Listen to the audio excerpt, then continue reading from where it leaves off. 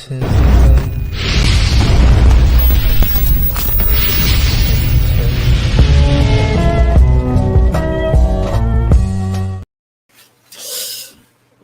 go. Superman has been casted in Legacy. Superman has been casted in Superman Legacy. Clark Kent and Lois Lane has been found, meaning we're going to be seeing the suit very soon. We're going to be seeing a lot of things soon from this. Now I'm interested to see what this dude gonna look like in the suit. Now, they're not immediately gonna start filming, but he's gonna have to do his workout, bulk up, all that. They still got until more than likely they're gonna start filming next year. 2024, they're gonna more than likely start filming. Darkness, if you do want to join, I'll send you a link if you want to join. I think I got you on Twitter. I think I do.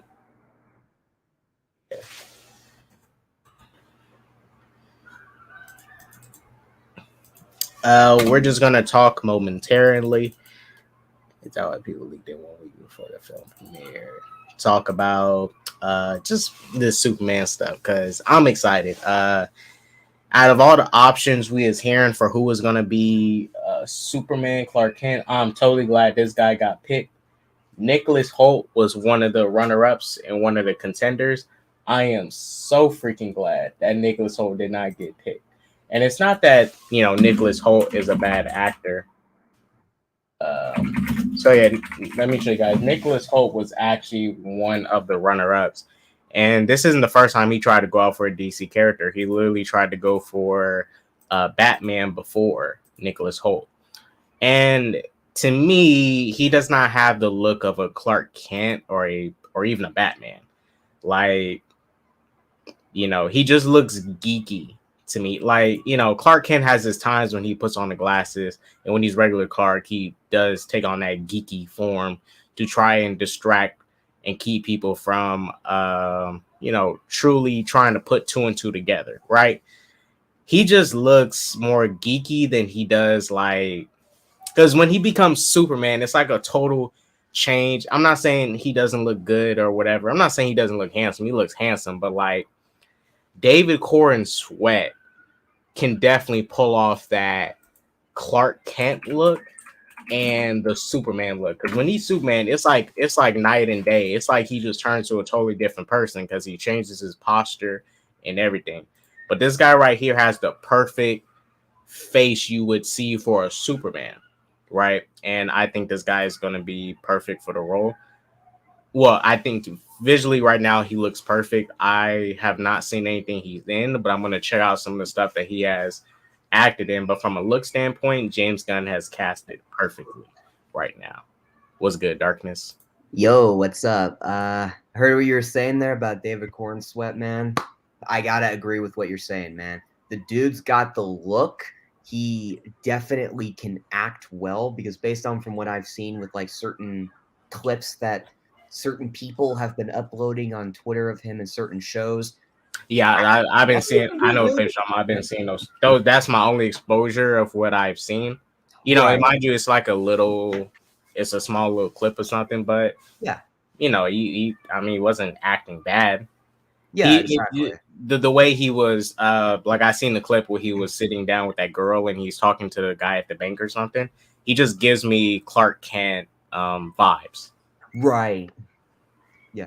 And I remember Gunn did say that, like, this is going to kind of also be focusing not just on Superman, but also on Clark Kent as well. So that also kind of gives a good impression when it comes to, like, how good is he when it comes to him playing as Clark Kent, and not just like Superman himself, but also that other part of the character. Nicholas Hoult can be Lex or Barry. I guess I can see him as a Barry. I don't know. It just Nicholas Hoult. I mean, it's not to say that this guy cannot play any DC superhero or any superhero in general. I think he can play somebody. It's just like I'm looking at him visually. I'm just looking mainly at his face. Like, who could I cast him as? Like, I wouldn't cast him as an Oliver Queen. Yeah. I wouldn't Batman? even. Not even that. Yeah, I know. He just doesn't. It's very picky with him. It's like, oh, I don't know who he can play though. It's like he's got the look for somebody, but with who? Who I don't know.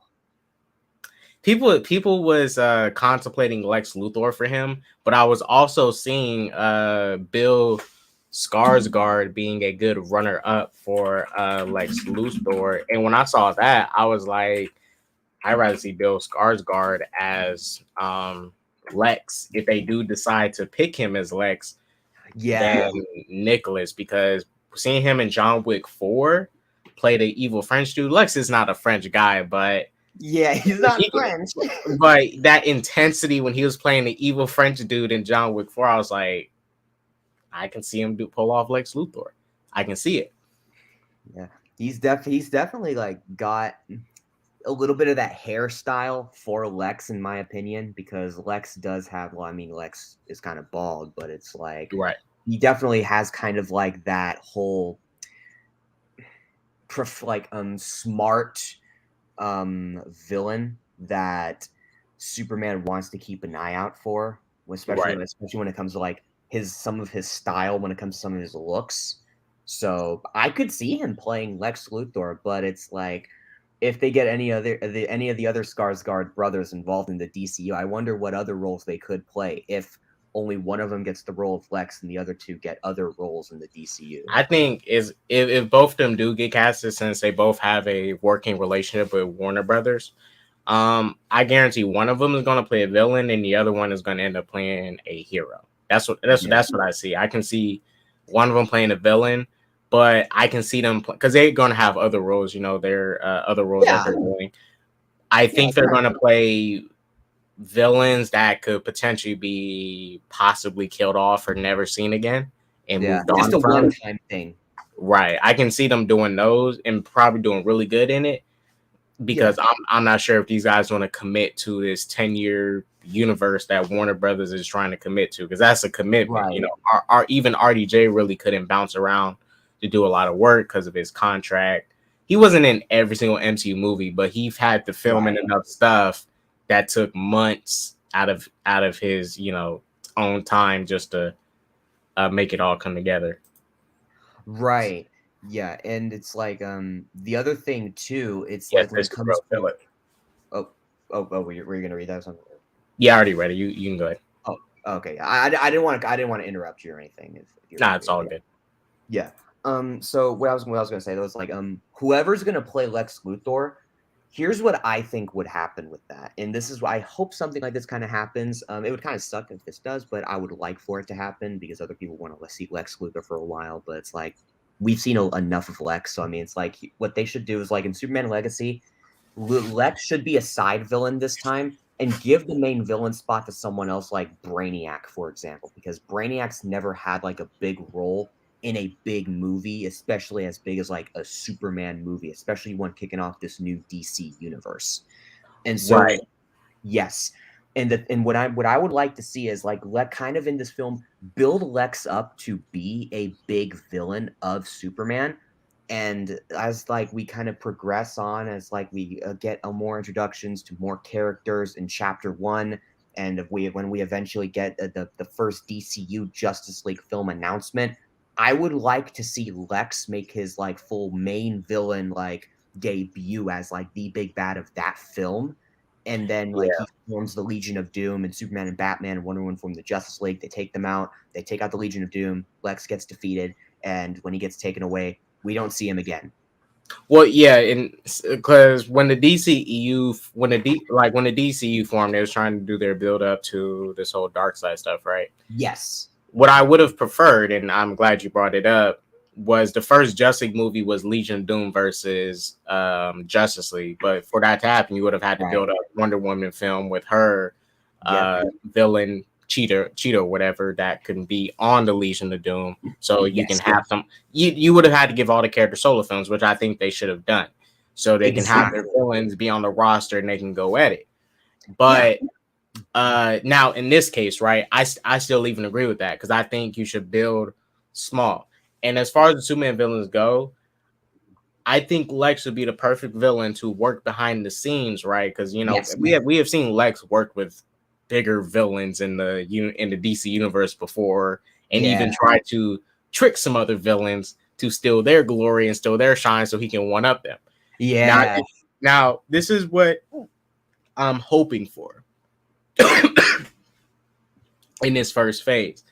Now, it is rumored that Superman is supposed to fight the Authority. It's straight up rumor, right? Yeah, Until I've been James hearing that confirms too. it, we don't know if it's true. So, if Superman's first film is going to feature Lex in it, I think he should be a small part. But just like in Superman Man of Tomorrow, how Lobo and Lex had a working relationship later in that movie for this, to stop Parasite. I think you can do something like that because Lex wasn't really the villain. Years of build up to make him the potential villain someday for Superman. But you had another physical force there like Lobo that can deal with him. I'm not saying it has to be Lobo, but if everything is mapped out the way I want it to be, Superman Legacy. Now I think as far as the first villain goes, you can probably do a lime wire, a live wire, Lobo, or even Parasite, because the main villains I kind of do want to see in this Superman, because we know Superman's going to get a trilogy if the WBD does stick with this. I know.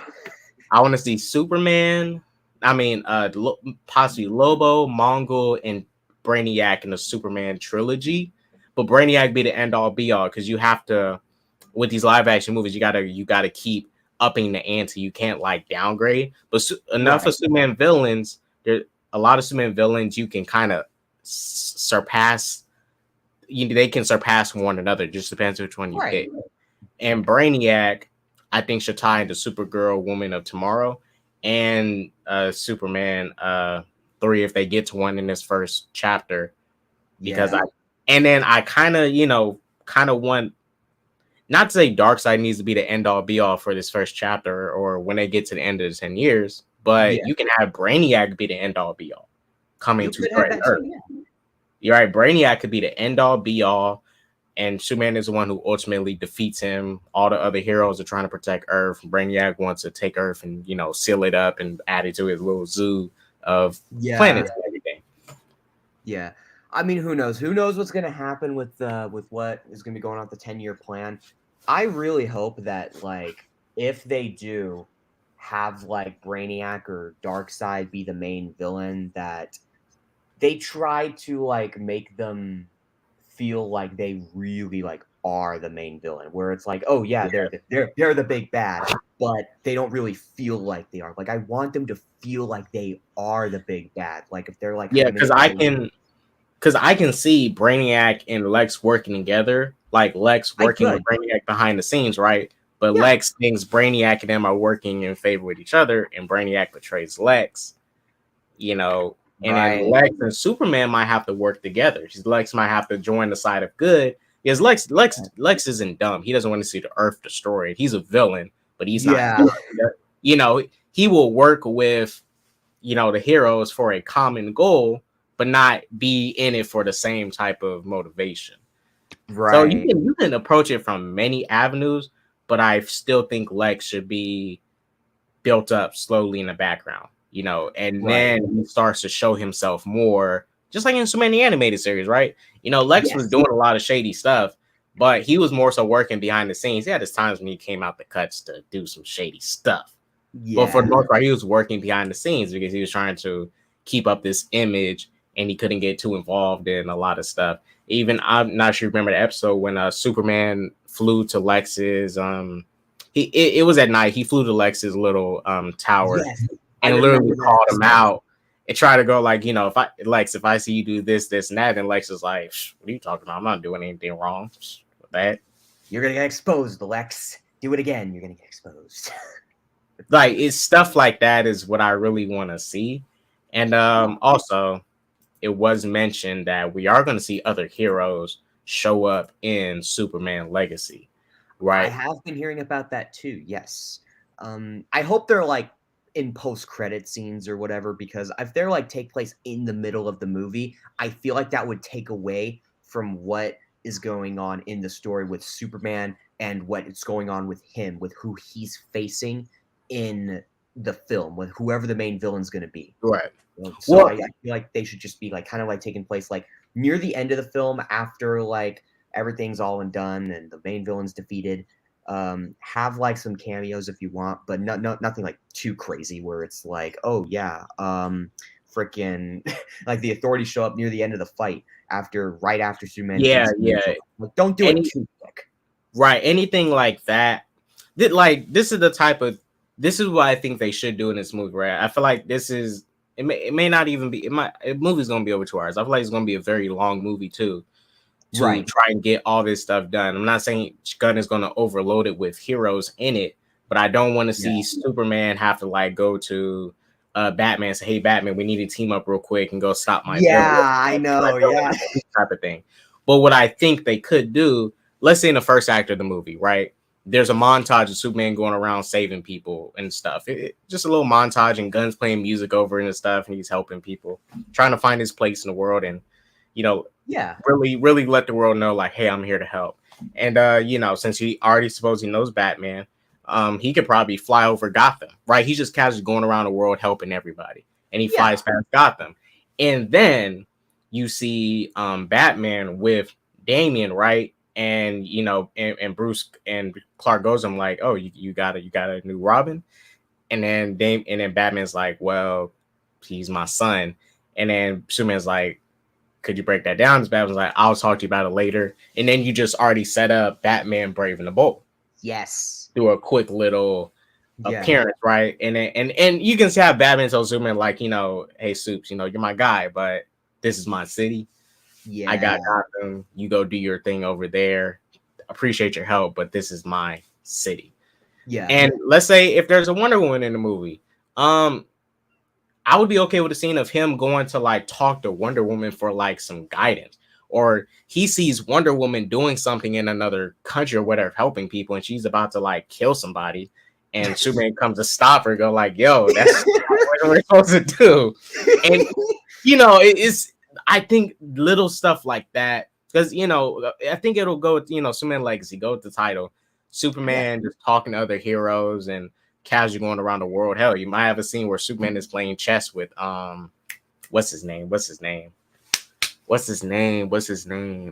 think I know who you're talking about. Mr. Terrific. Like a scene where he's playing chess with Mr. Terrific, like casually on, I don't know, randomly somewhere, right? Yeah. Because he's gonna know some heroes.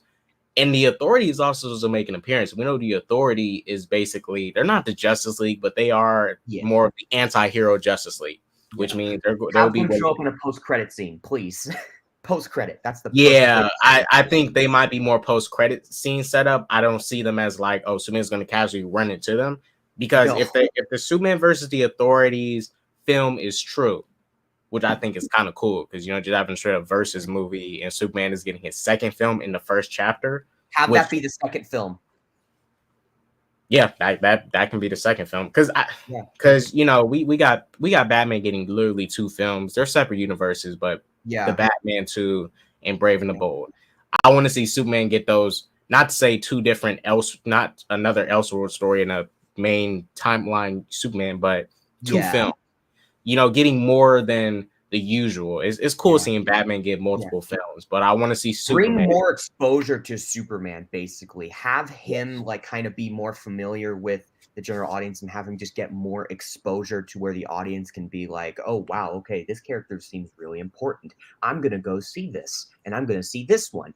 Like with what they're doing with Pattinson and with the DCU Batman, because it's like, they're not only showing a lot of exposure to these other interpretations of the character of Batman, but they're also like, at the same time, it's like, hey, if you don't like the fantastical version of Batman and you like the grounded take, the dark version of Batman from Matt Reeves, you can go with this as well. So it's kind of a win-win for Batman fans as well. And I think they're going to get a kick out of the DCU and with what DC's got planned out more than I think a lot of like the other fans, because the extreme Batman fans, let's be honest, they are like kind of with what are the reason why Batman gets a lot of the most exposure more than any other hero, and why Batman is the moneymaker. So it's going to be a win-win for for all Batman fans. That's why, I even said, and mind you, they only done this twice, and it's 2 Batman properties, Joker and the Batman. And we have to remember, Batman is a safe brand with DC. Batman can exist without DC, and he's totally fine. He has solidified himself to do that. Same with Spider-Man. Yeah. They can both exist without the companies they are within. Yeah, I mean, hey, like for example, look at Sony. I mean, Sony is like they're pretty much like fine, like without getting Disney's like kind of like green lighting stuff and like them like kind of like supervising over them. Sony can like really like hold their own when it comes to like their Spider-Man. Like, like their direct Spider-Man projects, they're fine. Yeah. They can survive. I can't say much for Morbius or Craven, but their Spider-Man products, they can survive with just without being combining with the MCU or other characters. That's just an added on bonus for them. Yes. Yeah. So you're bringing up the slate here. Yeah, let me get some of these comments in. We're going to bring up the slate because we're going to go back to what I'm talking about. Okay. Superman versus Metallic with Lex Luthor in the background. Even, there's a part of me that just I want to see Kryptonite introduced too early into the film. That's what I kind of did like about Man of Steel. Kryptonite was not too much of a factor yet. Yeah. Later. But I do want to see Metallo. But see, if this is going to get built out into a universe, like I even want to see David Corson hopefully get a Superman TV show on Max too. Really? Like I want, because the Lantern's getting a TV show.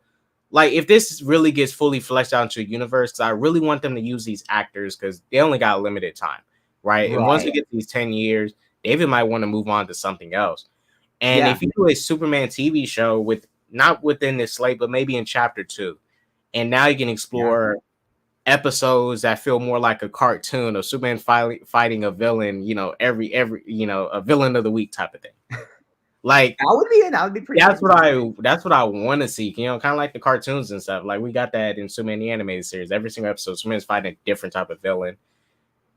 But but it just Superman Legacy really has to hit from jump for even something like Lanterns to be able to work or Booster Gold. I think Lanterns is a good route doing a TV show to flesh out the Lantern universe because that's a universe in itself. The whole Lantern lore, Manhunters, Black Lanterns.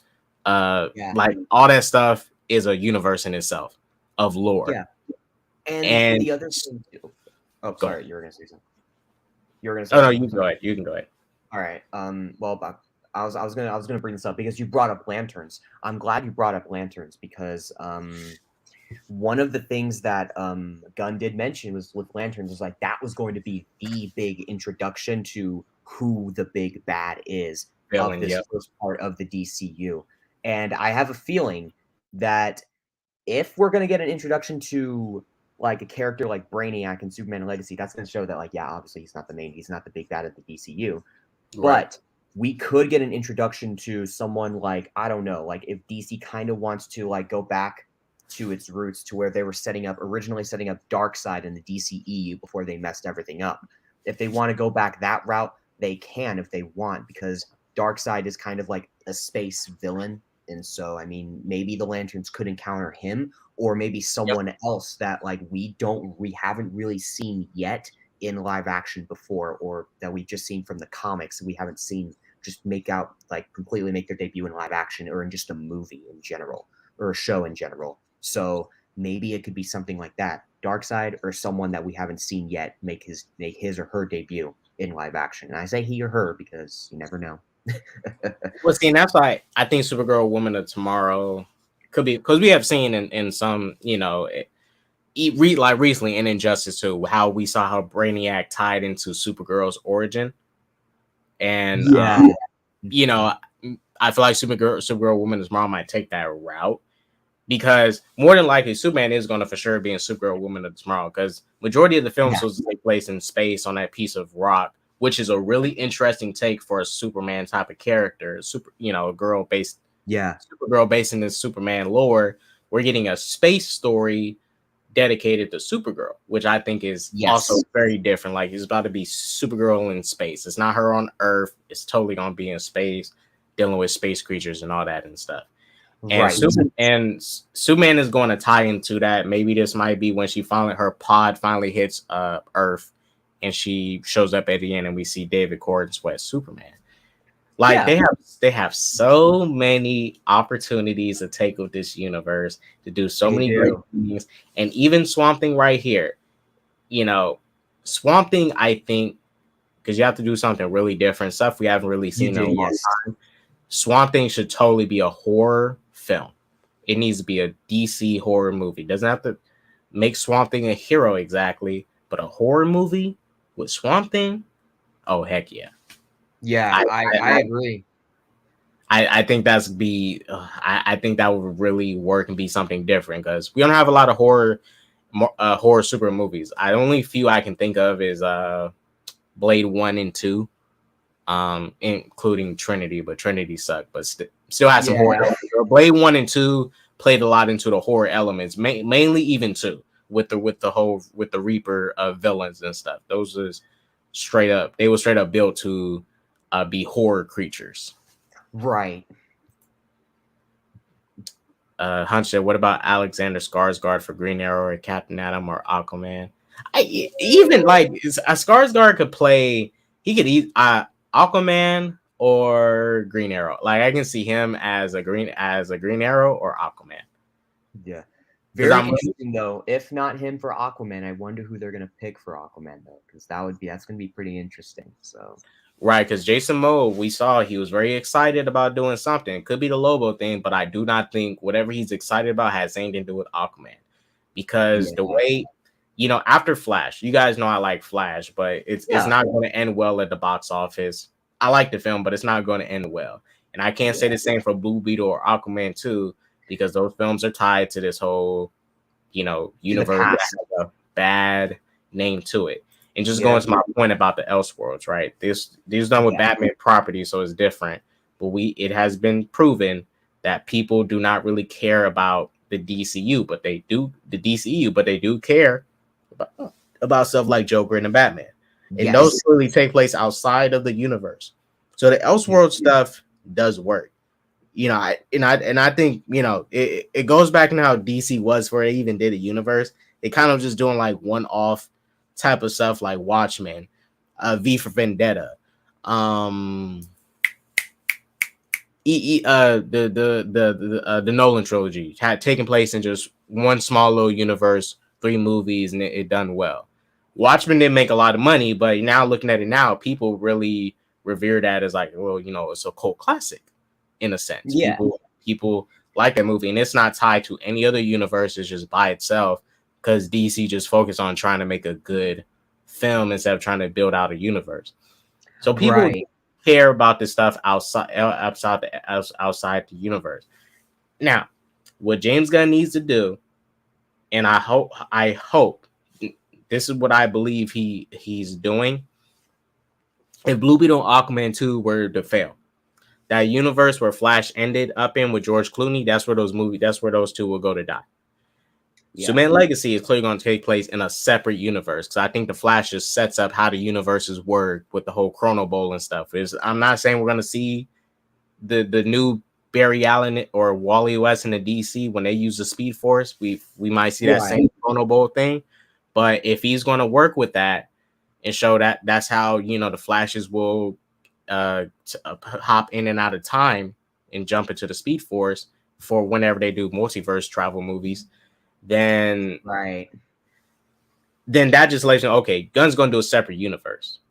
And Flash also sets up that you can have parallel people, with the whole spaghetti theory that Bruce was talking about. There's worlds that are connected, that are parallel, but still have their differences. For example, you got Michael Shannon's Zod and Michael Keaton's universe. Yep. And the Man of Steel DCEU. Yep.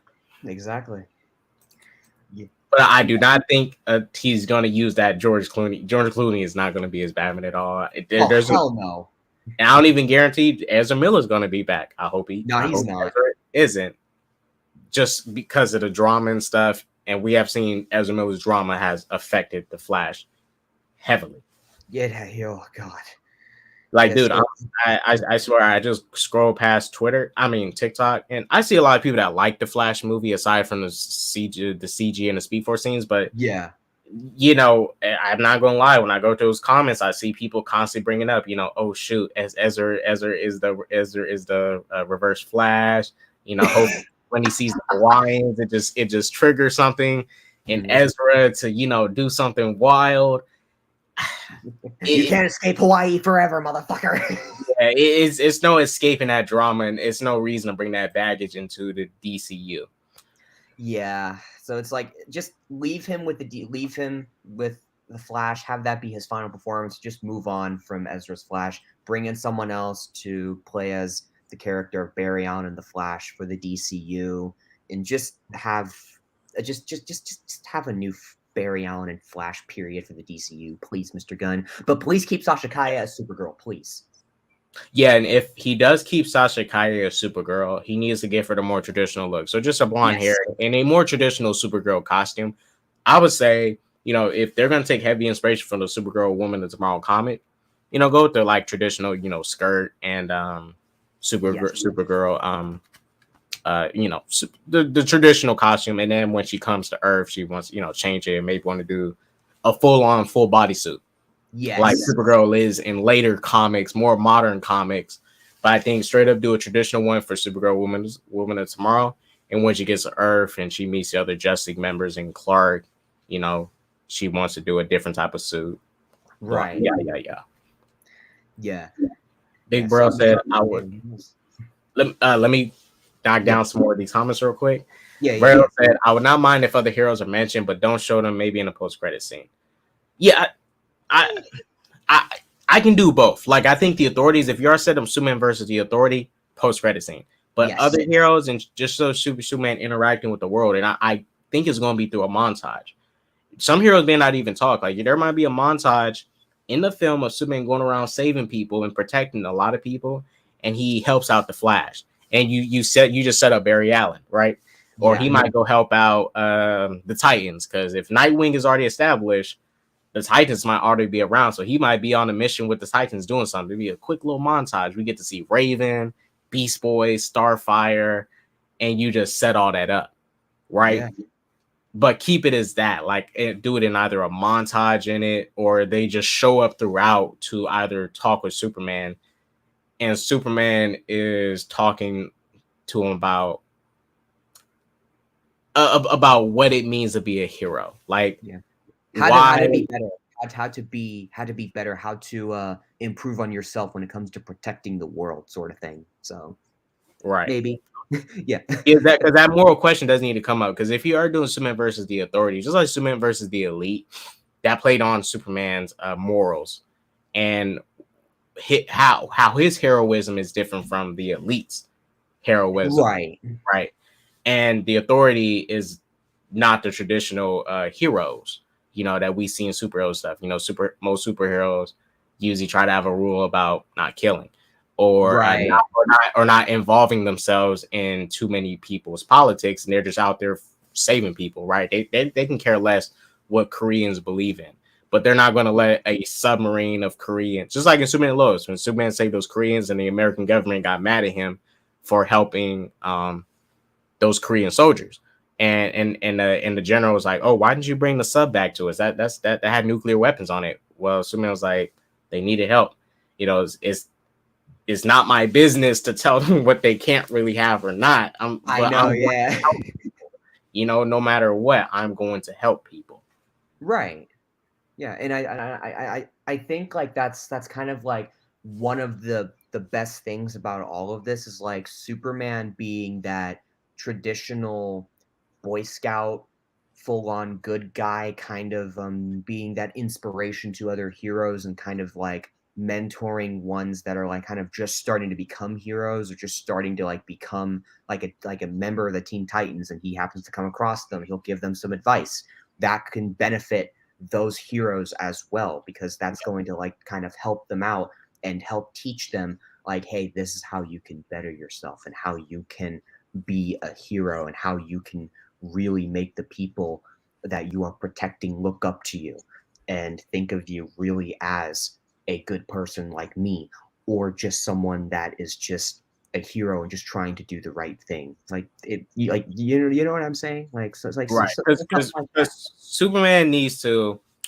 when he shows up, he needs to set the tone of it, right? Yes. Batman might be the first hero in this DC universe, right? But Yeah, Batman's he not could. the hero that sets the tone of what it means to be a hero. That needs to be Yeah. now. We know because I think it was more around like New 52 and currently where Batman has more so been like there before Superman. But in prior comics, we know like going back towards Golden Age and stuff, Superman Yeah. was traditionally the first hero, and then Batman came up, and Wonder Woman and all these other heroes. And it was like that for a while until they rebooted, did the whole crisis thing, Right. changed some stuff around. But that's how it traditionally was. And later it's been Superman kind of shows up later, but he does set the tone of being the central hero that everybody can depend on and look up to look at, oh, this is the ideal guy I want to be. Yeah. Yeah. Yeah. You want to be someone that not exactly like, oh, you literally want to be that person, but you want to be kind of like that person that people Right. already look up to. And so that way you can like have not a name for yourself, but just kind of like to where someone like a hero would be like, oh, hey, I know you. He's good. Like all these heroes are kind of good. Like in order so Yeah. that way people don't think of them as like, oh, they're just doing this, but in the end, they're secretly they're the kind of dicks. Like they don't want them to be thought of as like Homelander or like from The Boys or some shit like that. So I Right. mean, they want people to kind of look at them and be like, hey, okay, these are actually good heroes. They're actually just trying to do what's good, and like they even like try to like prove that they are actually trying to do just good in the world. And I think like if we get that, that's going to be pretty cool, and I think that's going to make a lot of people happy. Agreed. Yep. Dundo Isaac said get Kados to play Lex Luthor. I mean, I wish I was a crooked individual like Lex. Derpy Entertainments. David has been my guy. I really hope the setting is in the 50s, 60s kind of like era of news reporting in its prime. The fleshier cartoon tone and setting, but writing of characters similar 90s series. Yeah, well, because reporting is different now, but it is. yeah, it has changed. So Superman, Superman might be a scooper in this universe. He might be a scooper. He's gonna be Mikey Sutton 2.0. I'm just kidding. Hey, he's gonna be the next My Time to Shine. Mikey Sutton just scooping on the internet. Like, hey guys, I just got word that that Marvel is gonna be releasing a new Spider-Man movie with featuring Miles Morales and Miguel in live action. So but because Clark is going to be like, I imagine Clark is going to be probably maybe two years into being a reporter, right? But still enough where Lois has more years on him when it comes to being a reporter, and he's still fresh at it.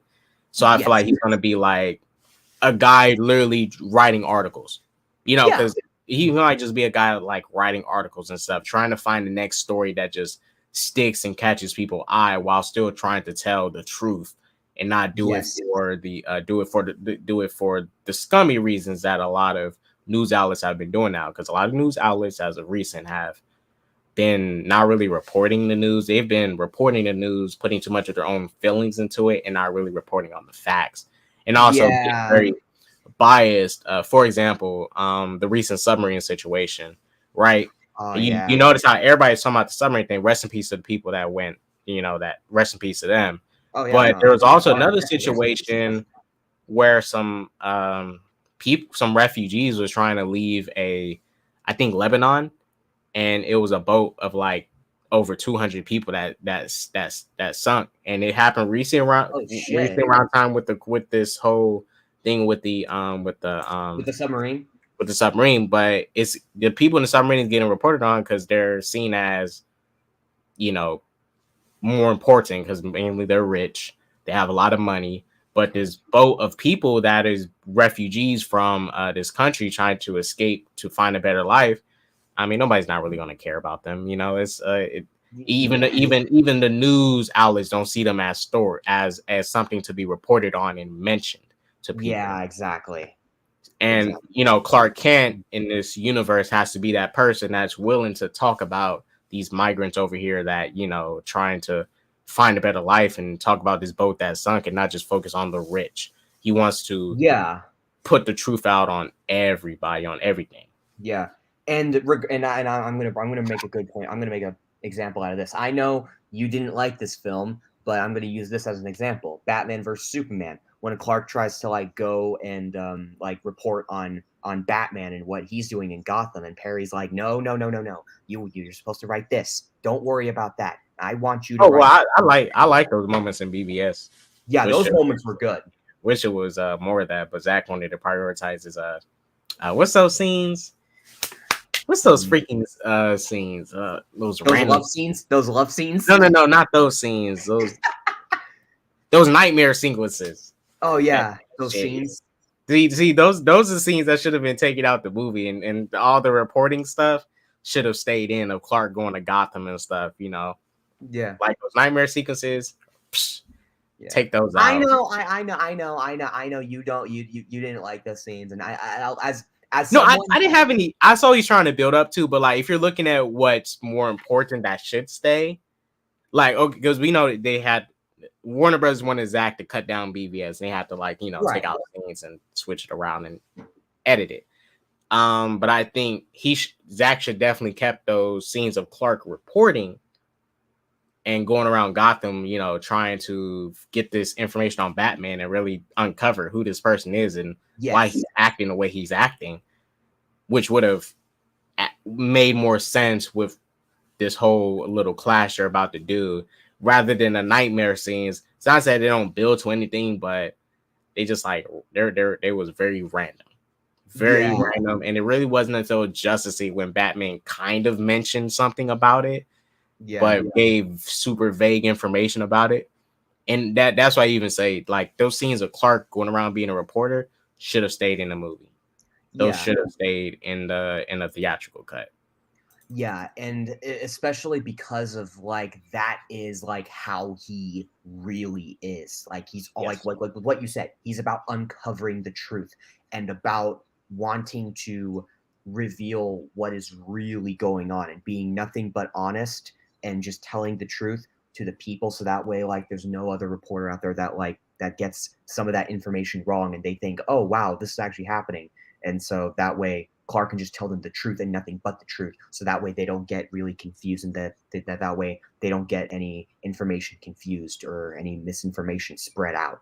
So that's why I think I agree with you, more of those things should have been in the movie, especially in the theatrical cut, especially because that really establishes Clark Kent as a character of truly being nothing more than just someone who tells nothing but the truth and is completely just brutally honest on what is actually going on. Facts. Yeah. I assume this will be a world with heroes, but Superman is unlike anything the world has ever seen, and he changes the moral code heroes go by and shows kindness can be used. Right. That's why I say if you have a scene where even Justice League: The New Frontier, they had a perfect scene. Superman was not exactly effective because it was a different type of era they was living in. It was, the World War II era. But when Wonder Woman freed that camp of women that was being abused and used by men, it was basically human trafficked and stuff. Yeah. And Superman tried to come and tell Wonder Woman hey, I see what you're trying to do, but what you're doing isn't exactly right either. You can have a scene like that in this movie while also setting up Wonder Woman, and it goes with it, but it has to tie to the plot of the movie. It can't just be random. It can't just be Superman randomly just going around telling people, hey, be a good person. It has to tie to the theme of the movie. We know Superman's going to, but that's to tie with the theme in the title, legacy, Superman's legacy. Right. This is about him trying to just fill out his legacy, him trying to not only find his place in the world, but also trying to also find a part of himself and trying to make sure that people don't think of him as some alien or whatever that's just there to just, I don't know, just be kind of weird or do something shady. Like, and he explains this very well in the second episode of Superman the Animated Series, and that 3-part Kryptonian episode where he like leaves Krypton, goes to Earth, and he explains this very well in the second episode where he says like, I'm not trying to scare anyone, I'm just trying to do what is best to protect the people, and he proves that throughout this, like the first 3 episodes, well the first 2 actually, with where he first becomes Superman. But like you get what I'm saying, like he's just trying to prove to where it's like he's just trying to just be someone that's trying to do the right thing, and is just trying to protect the people from harm, because he can't live with himself if something bad goes on, because if something bad goes on, he can't live with himself, and that eats him up inside. And I think like we're going to see probably a lot of that in Superman Legacy. Probably, I'm not saying we will 100%, but we probably will. Right, because I even mentioned this with, and like I said, the way you frame a scene is also important too, because yes, I saw someone mention this, and while I do not exactly disagree, but I also do agree to an extent. Right, you go back to Man of Steel. Now, you guys know, Man of Steel, in my opinion, I think is Snyder's best DCU movie. I think it's his most complete movie without having to need more scenes to fully flesh out the movie or less scenes to make it seem perfect. It's fine and perfect the way it is. Now, I don't like Superman portrayal in the movie, but looking at it, like the way Superman his heroism is being portrayed has to reflect what his motivations. Now, we know Superman is here to try and protect people and protect Smallville, but there was parts in, like, for the Smallville fight, for example. He just rushes in, he pushes Lex straight to Smallville, Zod straight into the fire in front of people, right? And he destroyed like 2 silos and knocked them over into a city and brought danger to these people. Now I get it. He was mad. He saw Zod trying to kill his mom, but it's like what would have been better was if Superman flew in to try and save his mom, get her somewhere safe, and then go fight Zod wherever he was at, and keep him away from Smallville. And let's say Zod throws him to Smallville into the danger, and he comes, then I think that frames something better than Superman pushing Zod literally all the way into the danger. I get it was his first day, but like, he's trying to protect people. He's not trying to throw people into the fire. Don't fight. Do not get me wrong. But even in Man of Steel, the cinematography, the way the scenes are shot do not reflect Superman's motivations of what he want to do. Like even the scene at the end when he's like, making out with Lois on the corpses of Metropolis. I know what you mean. I'm not saying they can't kiss, but I'm not gonna lie. When I was like, that's kind of weird. Everybody here just died and stuff. Just they're stepping on bodies and just like kissing. It's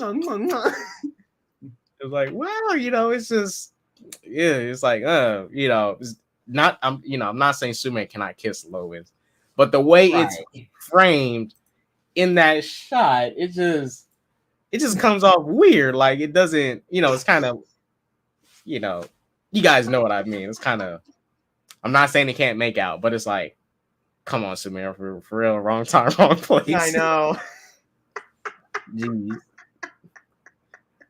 But that's what I say. Gunn really, I just hope he pays attention to what he's shooting and because I think your shot should go in line with what you are shooting. Like you don't want there to be that. You want. I just want everything to make sure it adds up with what the character you want to do. Yeah, like it's like in a Batman movie, right? Yeah. You see, Batman says on screen, like, I want to make sure to protect people. I don't want to kill anybody. And he has a scene when he kills somebody that doesn't add up with what the character's doing, but the director kind of just forgets that he had this character stick with doing something, and then they just randomly throughout the film want to, just randomly throughout the film want to make the film pop more. You know, Right. they want to make the film pop more instead of actually keeping a consistency with what the characters' motivations are while they're on screen. Right. Right. Yeah. They want to try and make sure that like what they're doing, what they're like shooting, what kind of like shots they're kind of having, kind of like is like perfect and in sync to what the character is kind of feeling. Yes. And to where it's like, oh, this character's feeling kind of sad. How we got to try and make the theme and make the shot of what scene we're shooting, make it feel Sync up like with the character. You don't want it to be yes, like all over the place, and it yeah, doesn't act up. Derpy said, "Oh, so Dundo asked, didn't Gunn say the DC will also connect with video games?"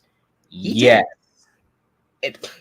There's a part of me that's really iffy on that because it's not to say that movie to video game movies are good. Not to say that they aren't. There's been a few like Spider-Man 2 that have revolutionized the genre. Yeah, even helped improve gaming, but for the most part, a lot of them are bad. yeah. I just feel like that's going to limit creativity on some of these video games because we wouldn't get stuff like the Arkham trilogy or even Spider-Man PS4 if they was like heavily tied to these movies. And I feel like some of these games might mess with the lore too because you don't want to have Superman doing stuff in the games. He gets like, some games are going to like gas up some stuff and make things more extra because you want to make the game interesting. Right. But, not say we can't get a Superman game, but I feel like a Superman game that's original and totally different story from what the DCEU is doing will be totally better than a DCEU based Superman game because I feel like it's just going to conflict with so much stuff. It is. Just make it DCU. Just make it DCU at this point. If they do make a Superman game, make it DCU and make it kind of tie in to what's going on over there. And plus, make Superman get more games just involving him because we've had so many games involving Batman to where it's like it's time for other heroes to get their time to shine. And Superman is definitely he's in need of a game. Yes, because he is like Superman was the character, like the first DC character created. Batman was created next, but he became more popular, obviously, because it's Batman and because it's like the way how that character was used. People clinged more to him because he's more realistic when it comes to certain things going on. Superman, however, is different to that. And I feel like because of that, obviously it is, because that's why people grew more to Batman. And I think that it's time that like when after the Superman Legacy film comes out, people are start to kind of realize like, hey, you know what? Superman, I think I'm going to cling more to Superman too. So I think it's his turn too to get his own game as well, not just movie, but game as well, because we've had Batman get his own game so many freaking times. Like the last Batman game that came out was like Batman Gotham Knights, and like we've had so much Batman. Just focus on Superman and your other heroes. This is what a lot of people want. They want other heroes to be established and to have an interesting character arc in the DCU, not just even real quick. Gotham Knights. While I like the game, it was cool to see the sidekicks get their chance. That is true. Yeah. Imagine if that was a Titans game with the co-op aspect. That would be interesting. Because the last time Teen Titans had a game, it was on PS2. It was like from back in the day. It was a PS2 game directly based off the TV show. I kind of remember that, and it played on the 4-player platforming. It played on that 4-player co-op system, kind of like Marvel Ultimate Alliance.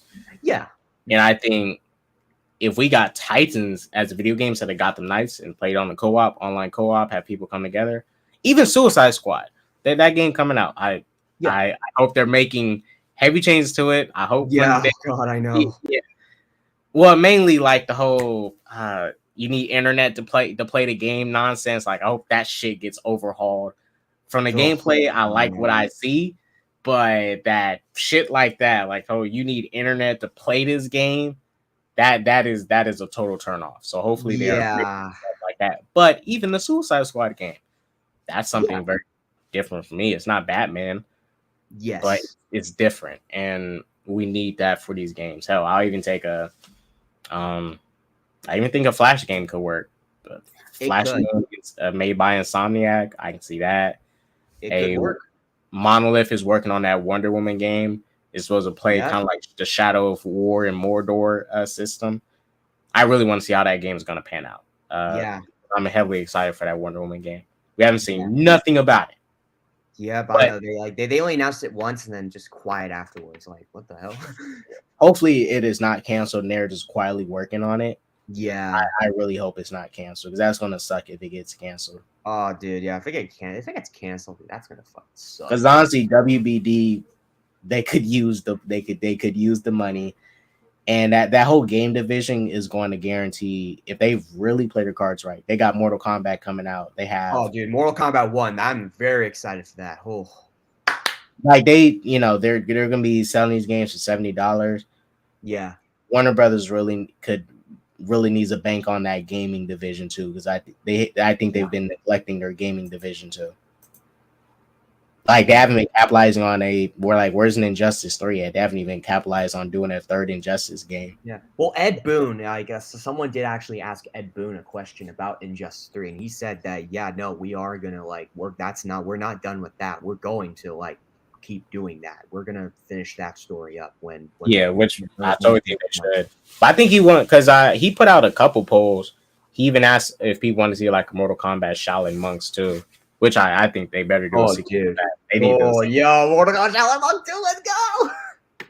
And because honestly, I was like, Shaolin Monks is my favorite Mortal Kombat game, mainly because the combat style. I'm not too much into the whole 2D fighting and stuff. Yeah, Shaolin Monks, that was a very different type of take they did with Mortal Kombat. As far as it really was. I really think they need to bring that back. Yeah, they do. They got to bring that back, man. Dundo said, I can see Snyder fans crying if Darkseid is mentioned in the DCU. LOL.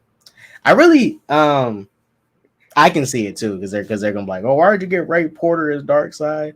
I would like to see him return. He had a really good Darkseid voice. But I think 100% Darkseid, for the way he was written, I forgot where the anti-life was and all that.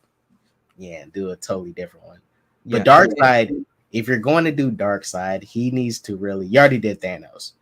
They already did Thanos the MCU. You really need to set the tone with Darkseid. You need to show how different he is. You need to be more in depth with him because I think one thing that for me that I did like about Infinity War was it's not that they didn't go in depth with Thanos as a character, but they really didn't. Like they really didn't deep dive into his character when they really could have capitalized on it. Like I think when they wanted to do that New Gods a movie with what's that girl? The black woman. Ava DuVernay. They wanted to do New Gods.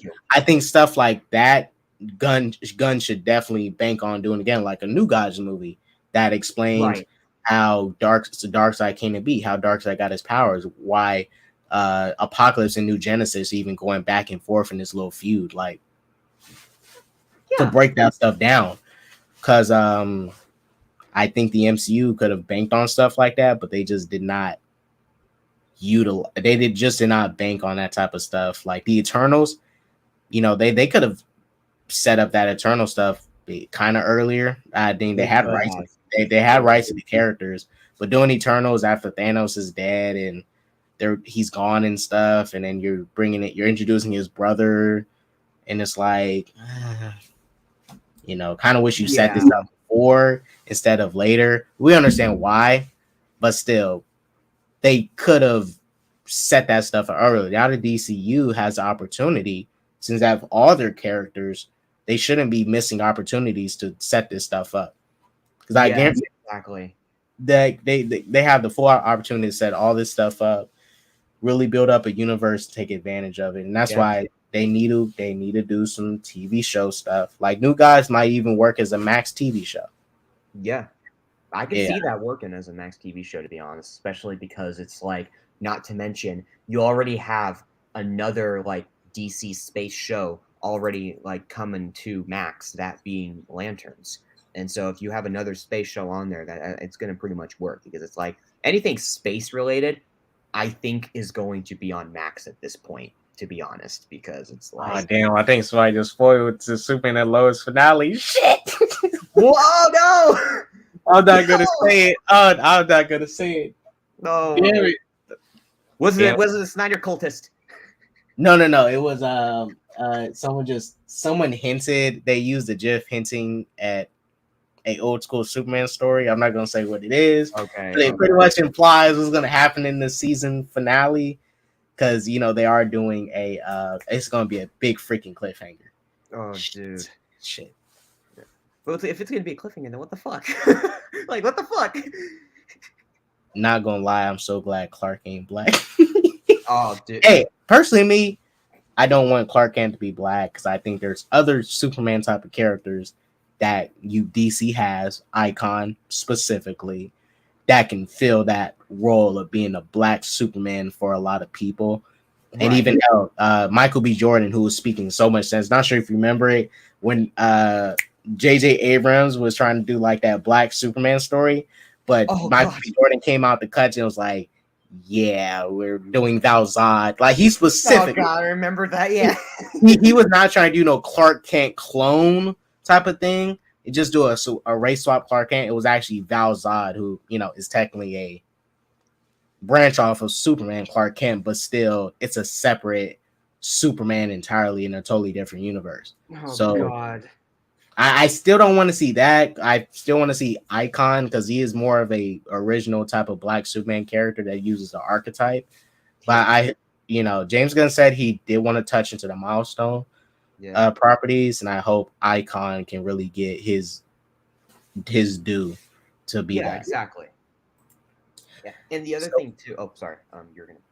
Philip says so. We still in the Snyder universe, but when we get done, Superman will end the Snyder universe. But will they do Justice League and Justice?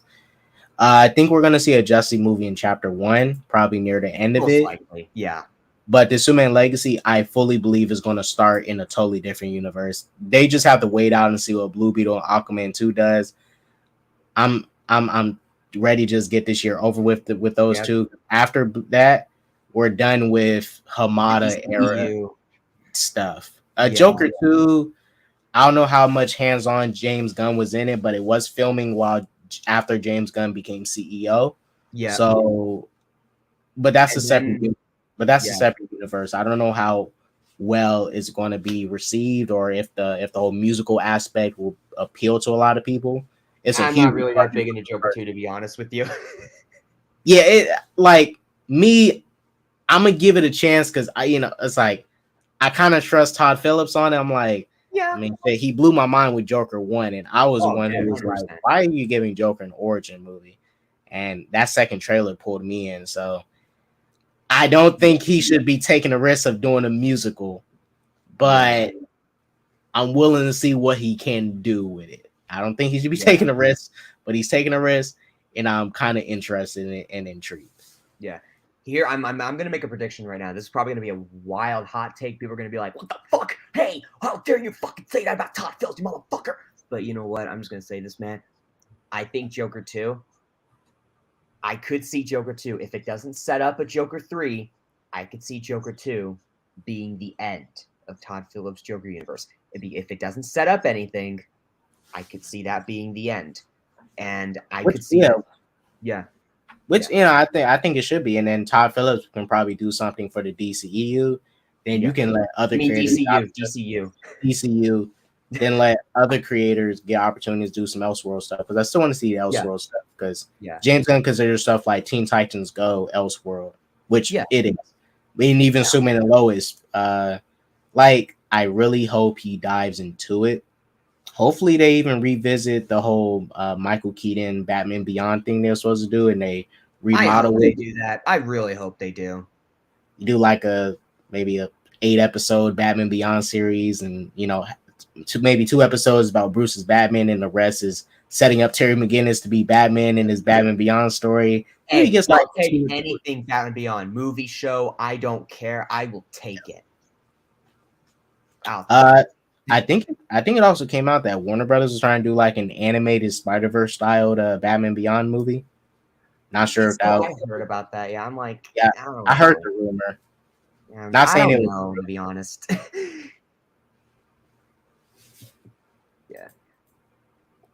Keep Damian Wayne out of Teen Titans. James Gunn. Yes, keep him. Oh, Just keep Damian Wayne with Bruce Wayne. Honestly, I wish he wasn't the Robin we were starting with. I'd rather Tim Drake. I mean, I prefer if it was Dick really? Grayson. I prefer if it was Dick Grayson, like starting from the top, but it's clear he doesn't want to. But nah, man, Damian Wayne is just he's just a little shit in general. He's a little shit. Like people call Jason Todd a little shit. People was harsh on Jason Todd, man. All those people that voted that he should die and all that, man, those people are assholes. Jason was a rusty Robin. He had some impulsive stuff going on, but you know, he had trauma. He kind of did have trauma. Yeah, you're true about that. Trauma, man. You know, he was trying to, look for his mom and everything, and his mom didn't really want him, and he got beat up by a clown. I mean, Damien got trauma too, but he grew up like a spoiled. He grew up to be a successor of the League of Shadows, before he went into Bruce's life. He's a more of a spoiled, privileged brat. I know. Yeah, and he's just a little shit. He's just because he's trained by the League of Assassins, and he's just like a total piece of shit. He doesn't want to give a chance on anyone if they do wrong. He wants to kill them, behead them, and shit. And Bruce would be like, "Oh, hey, calm down." Oh, jeez, Josh. Well, since we are on the Batman thing, how do you feel about Andy Muschietti directing Brave and the Bold? As well, The Flash isn't tracking well at all. I think based off how Affleck and Keaton was portrayed, I think he can 100% handle doing a Batman that is super fantastical. Fantastic to the point where if we see the League of Shadows, there's going to be a Lazarus pit goo, and it's actually going to have properties to heal you. It's not going to be some,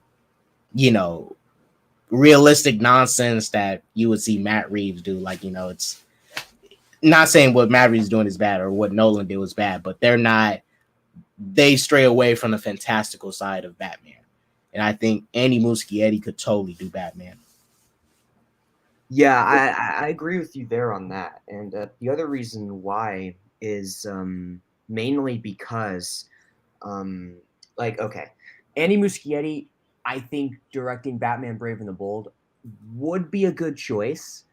But yes. I mean, because with what's going on with the Flash right now, though, it's definitely pretty not bad, but it's concerning with what's going on with it, with it tracking very low and just so bad at the box office.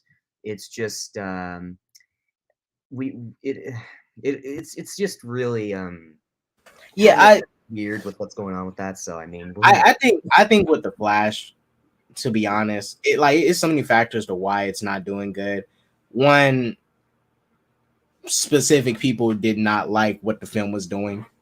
It was already turned off by the whole Ezra Miller stuff, and I just wish Ezra did not do that stuff with that girl on camera. He wasn't.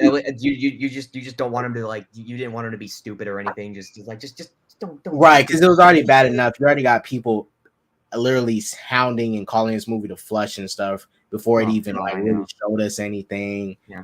Then you had total Snyder dickwads fucking uploading all sorts of leaks from the movie, which were trying to turn people off and shit. Which by the way, fuck those people. Dicks. Fuck them. I don't have no problem calling them out. Mikey bitch son. Yeah, and because look, I didn't like Transformers: Rise of the Beast, but Flash was better. It was way better. But even seeing that movie get spoiled on TikTok and stuff and Twitter, like Rise of the Beast, I'm like, what happened to you got scoopers spoiling these movies now. You got fans spoiling these movies out of bitterness, ruining the experience for people. Like literally spoiling it opening weekend. Like if it's after opening weekend, all right. If you guys want to spoil and talk about it, go ahead. But you can't. If nobody can wait past opening weekend anymore without spoiling these movies at this point, it's just wow. Like what's going on? That's fucked up though. That's what it is though. It's fucked up. That's where they're stepping into a new era with film. We're at a point, and these companies need to change the whole streaming window they're doing, the 45-day stuff. That stuff needs to stop because now people are getting into a habit of just waiting for streaming. Not saying it can. It's your choice if you want to.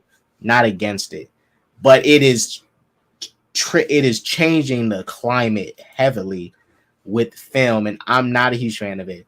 During 2021, I was like, I understood why they had to do the same day streaming stuff. I did not like Warner Brothers. I did not like Jason Killar's way of setting it up. I thought it was like real scummy. Did not even let all the creators know that you're going to put all their movies on streaming and pretty much guarantee they're not going to make any money.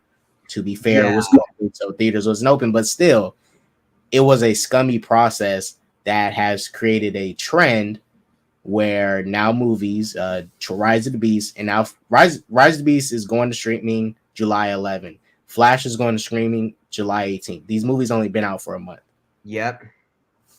And that's just insane, man, because it's like part of the reason why is just because it's just like, again, there are people that when it comes to the Flash, there's a reason why what happened with the Flash happened.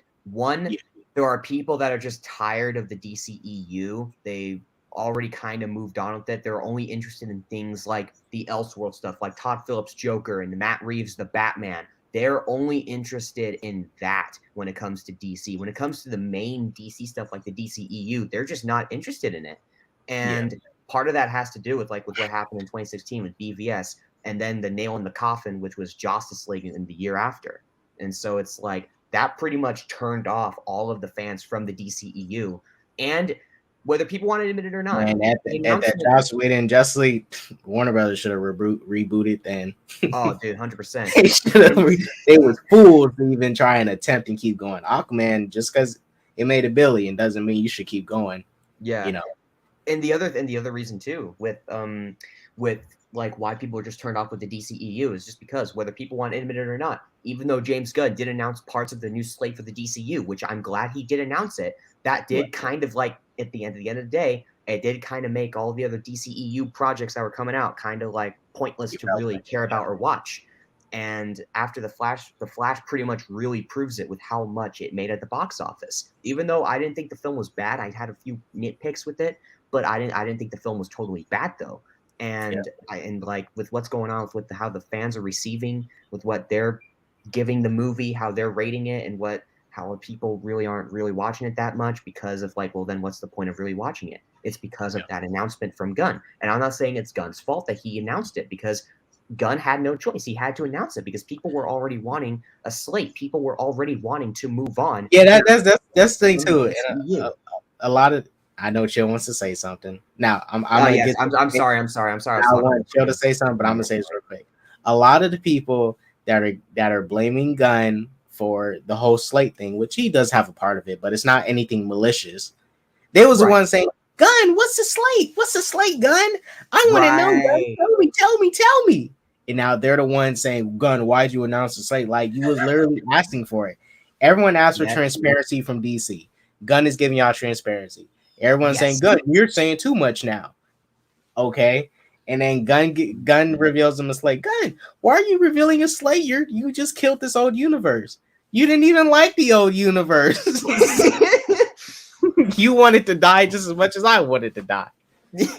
Yeah. Well, let me get to this donation real quick. Oh my gosh, this freak of nature. Emily said, "I need a hardcore sex scene with the new Superman and Lois. Also, they should hire Zack Snyder for the new DC. I heard he did well before with Man of Steel and BVS." You want that Hancock? Remember that Hancock scene? Oh God! Oh God! Google it. MSK. I won't fully disagree, but yeah, I think they should rehire Zack Snyder because Man of Steel, dividing the audience was great. BVS making a lot of money, but pissing off a lot of the audience was also good too. So I think those are good reasons to bring him back. But I want my friend to pretty much tell you that you are insane. But thank you for your $5. Come on, bro. The fuck? What the fuck you just say to me? Thank you for the $5 donation, MSK. You guys will see me later on the stream tonight before I head to work. Yeah. Let me get to MSK's $2 donation real quick. MCU doesn't need Black Panther. He won't debate me though. MCU does not need BP. Whoa. Go away. Oh, he's saying it doesn't need Black Panther. He is just talking nonsense. He's trolling. He is insane. You're dismissed. All I have to say to that is just wow. What do I have to say? Ultraman. All we gotta say is this. I got it. On the Ultraman. forever. No, I do got it. Ultraman. Put this man MSK in check. Great equalizer, huh? Well, let me tell you something, Mr. President. You gotta go that full freaking Ultraman, just slapping the shit out of me, like, yeah, don't you dare go that route again. Don't you dare say that about Black Panther. Oh yeah, stuff like that as well. I want to say in DCU too. Crisis on Infinite Earths type of stuff. Oh, dude. Ultramans and all that. Oh, yo, that'd be sick, bro. Hopefully we get that one day. Hopefully we do. I really hope we do get that. I And think hey, Gunn's all in for that type of stuff. As he did say, Justice League animated is going to be like heavy inspiration. Well, And that's the what's Justice up. League animated universe and Young Justice is an inspiration. You know, yeah, hopefully he plays into the cartoony side of this stuff. A 1990s Sylvester Stallone would be perfect for that role. As The Ultraman. I can see it. maybe. Stallone's not actually a bad. For a while, because I didn't always watch Stallone movies like that, but after watching stuff like Rocky and even Rambo 1, the dude's a really good actor. It's just his voice was hard to stomach at sometimes, but I know. That's the point. Hey, Good your actor. live chat is getting pretty disheartening. It's abhorrent. Not Big Bro, the other one. We're not even going to read it and recognize it, but that's not happening. Please refrain from using such derogatory statements. Oh, this was while Ryan Gosling for T'Challa. Hey, hey, chill. We're in a phase now where we should cast any and everybody as Peter Dinklage for Superman. Yeah. I mean, Oh, hey, your third thing. You mentioned two things. You mentioned the reason Flash is doing poorly. The slate was your second reason. The first reason was like DC is what's it called? It's useless. What three? The DC. Here's the thing though. DCU, Ezra Miller is a huge Ezra. reason. They couldn't promote. Oh this yeah. film. I'm not I'm not disputing. denying that too. Yes, that is true. But that should have been your number one though. The fact that you can't have this guy at Good Morning America saying, "Here's my film, check it out." That matters. Yeah. Well, I And mean, the other thing too is like they had like Sasha Kaye mainly going out and like doing like a lot of more promotional tours than Ezra Miller. Ezra Miller like showed up like for just for the red carpet. Yeah, for the red carpet. That was the only thing he showed up for. And then you had Keaton heavily promoting this film more than Sasha was because people know about Keaton and know about Keaton because of like the older audience that were from like that saw Batman 89 and saw Batman 92. They were excited to see Keaton again because that was their Batman. That was their childhood. They were excited to see him again. He was the other reason why people were very excited to see The Flash because he was what was really, really bringing in people to watch that film. And he was basically the only reason why people were interested in it from the beginning because they weren't interested in The Flash. It was also not only just because of Keaton as well, but my other point, because it's a Batman, because people are familiar and want to see films. If they involve Batman in it, they're going to be like, oh, hey, I'm going to watch this. Because if they don't, they're probably going to get kind of turned off and be like, oh, I don't really know. Maybe I will, or I'll just wait for streaming. That's why Keaton was doing a lot more of that promotion than Ezra. But I agree with you, though. Ezra should have been promoting it, too. That way, they would have been like, hey, this is my film. And that way, people would have been like, okay, you know what? Hey, he's going out promoting it. This must be a really good movie. All right, I'll go out and I'll watch this. Especially But here's the thing, though. They could have changed and recoursed after the first weekend seemed to be bad and poor. They should have said, oh, you know what we're going to do? Ezra, go ahead. You are going to be our spokesman for this film because it's clearly not going to work because of the first weekend. Listen, let's just go all out with Ezra and whatever happens, happens. The worst that can happen is our movie doesn't make money. And that's what happens. That exactly what you learned would happen on the first weekend. Now, Right. course correct. Try Ezra on the radio, Ezra on TV, everywhere possible. You need to get Ezra. I agree with you on that. And the fact that like they're not having like your main star not really like promoting your own film, and you're having like people that are supporting this film promoting it more than like your main star, that Right. It's really not, says a lot. yeah, it's not because as much as I like it, they also need to do their part in promoting too. And I won't say that they didn't promote it. They put so much into promoting the Flash, so I can't Well, they say that. did. But with all the drama around it, it was Look at all it the was- fan screenings, CinemaCon, like, and the yeah, early it screening like the was week before. it was no point in like it was no way this film was going to do really anything. I wish it did, Yeah. but as a Yeah. Miller, you And look, with fans making James Gunn be transparent and reveal it too early, the slate did not need to be announced in January. You could have waited till Comic-Con. You could have told us in January, listen, I have surprises coming on Comic-Con. There's going to be some rumors that are going to leak and it's going to be all exciting, but just wait until Hall H and then dominate Hall H with, a live crowd to react. which I'm not gonna lie, I couldn't wait because the way Gunn released the slate and then promoting the comics alongside with it, now I can read the comics that they're promoting that they're going to use. The comics are ready. But it's look, 2025 is when his stuff starts. Yeah. And now that he promoted it, he already promoted it and everything. It gives me something to hope for, right? Because if he waited until Aquaman 2, it's not to say that the people still wouldn't be excited for this later, whatever. But they are in a limited time window because if they are going to start, Suman Lakes is going to start filming in 2024. January. At least in 2024. They had to announce this slate and get it out the way because this stuff was because people was going to slowly uncover these secrets about Suman Lakes behind the scenes. He had to get ahead of the news. But Flash would have made more money if they didn't do that. So getting ahead of the news isn't really that meaningful. Maybe not to say that it wouldn't, but like as you said, and I do agree, Ezra Miller. Yeah. That Ezra Miller drama didn't help because, like I told Darkness earlier, I'm scrolling through TikTok. I see people liking the movie and stuff, but I see a lot more comments of people talking about Ezra Miller choking somebody, and kind of hard to get around it. Yeah. Well, Aquaman's got Amber Heard.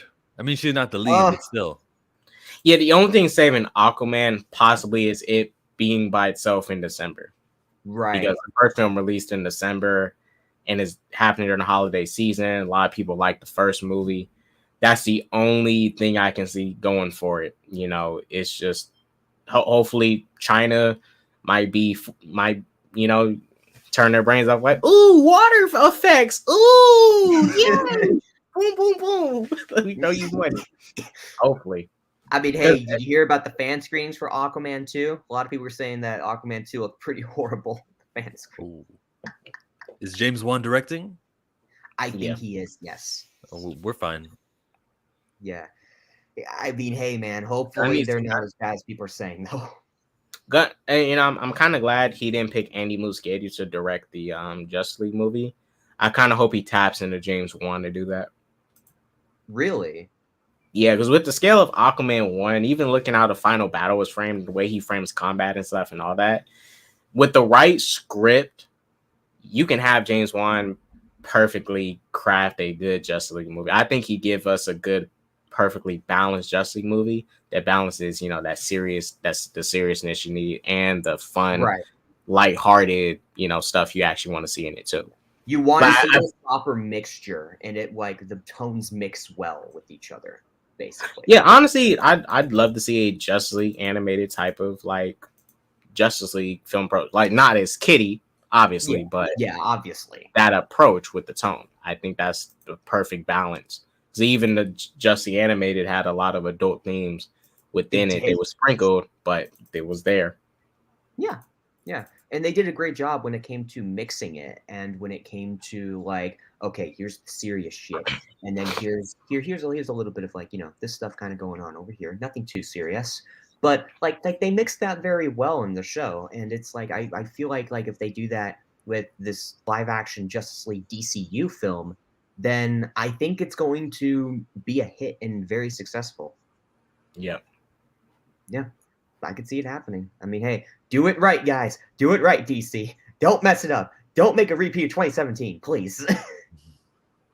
You're right, bro. We need MSK needs to be thrown inside of a hyperbolic time chamber. He needs to go through some training. He needs to go through some training and some meditation. We're gonna throw him in the hyperbolic time chamber because Who's his he's partner? Send him to boot camp. You get 2 in the chamber. Who does he go in with?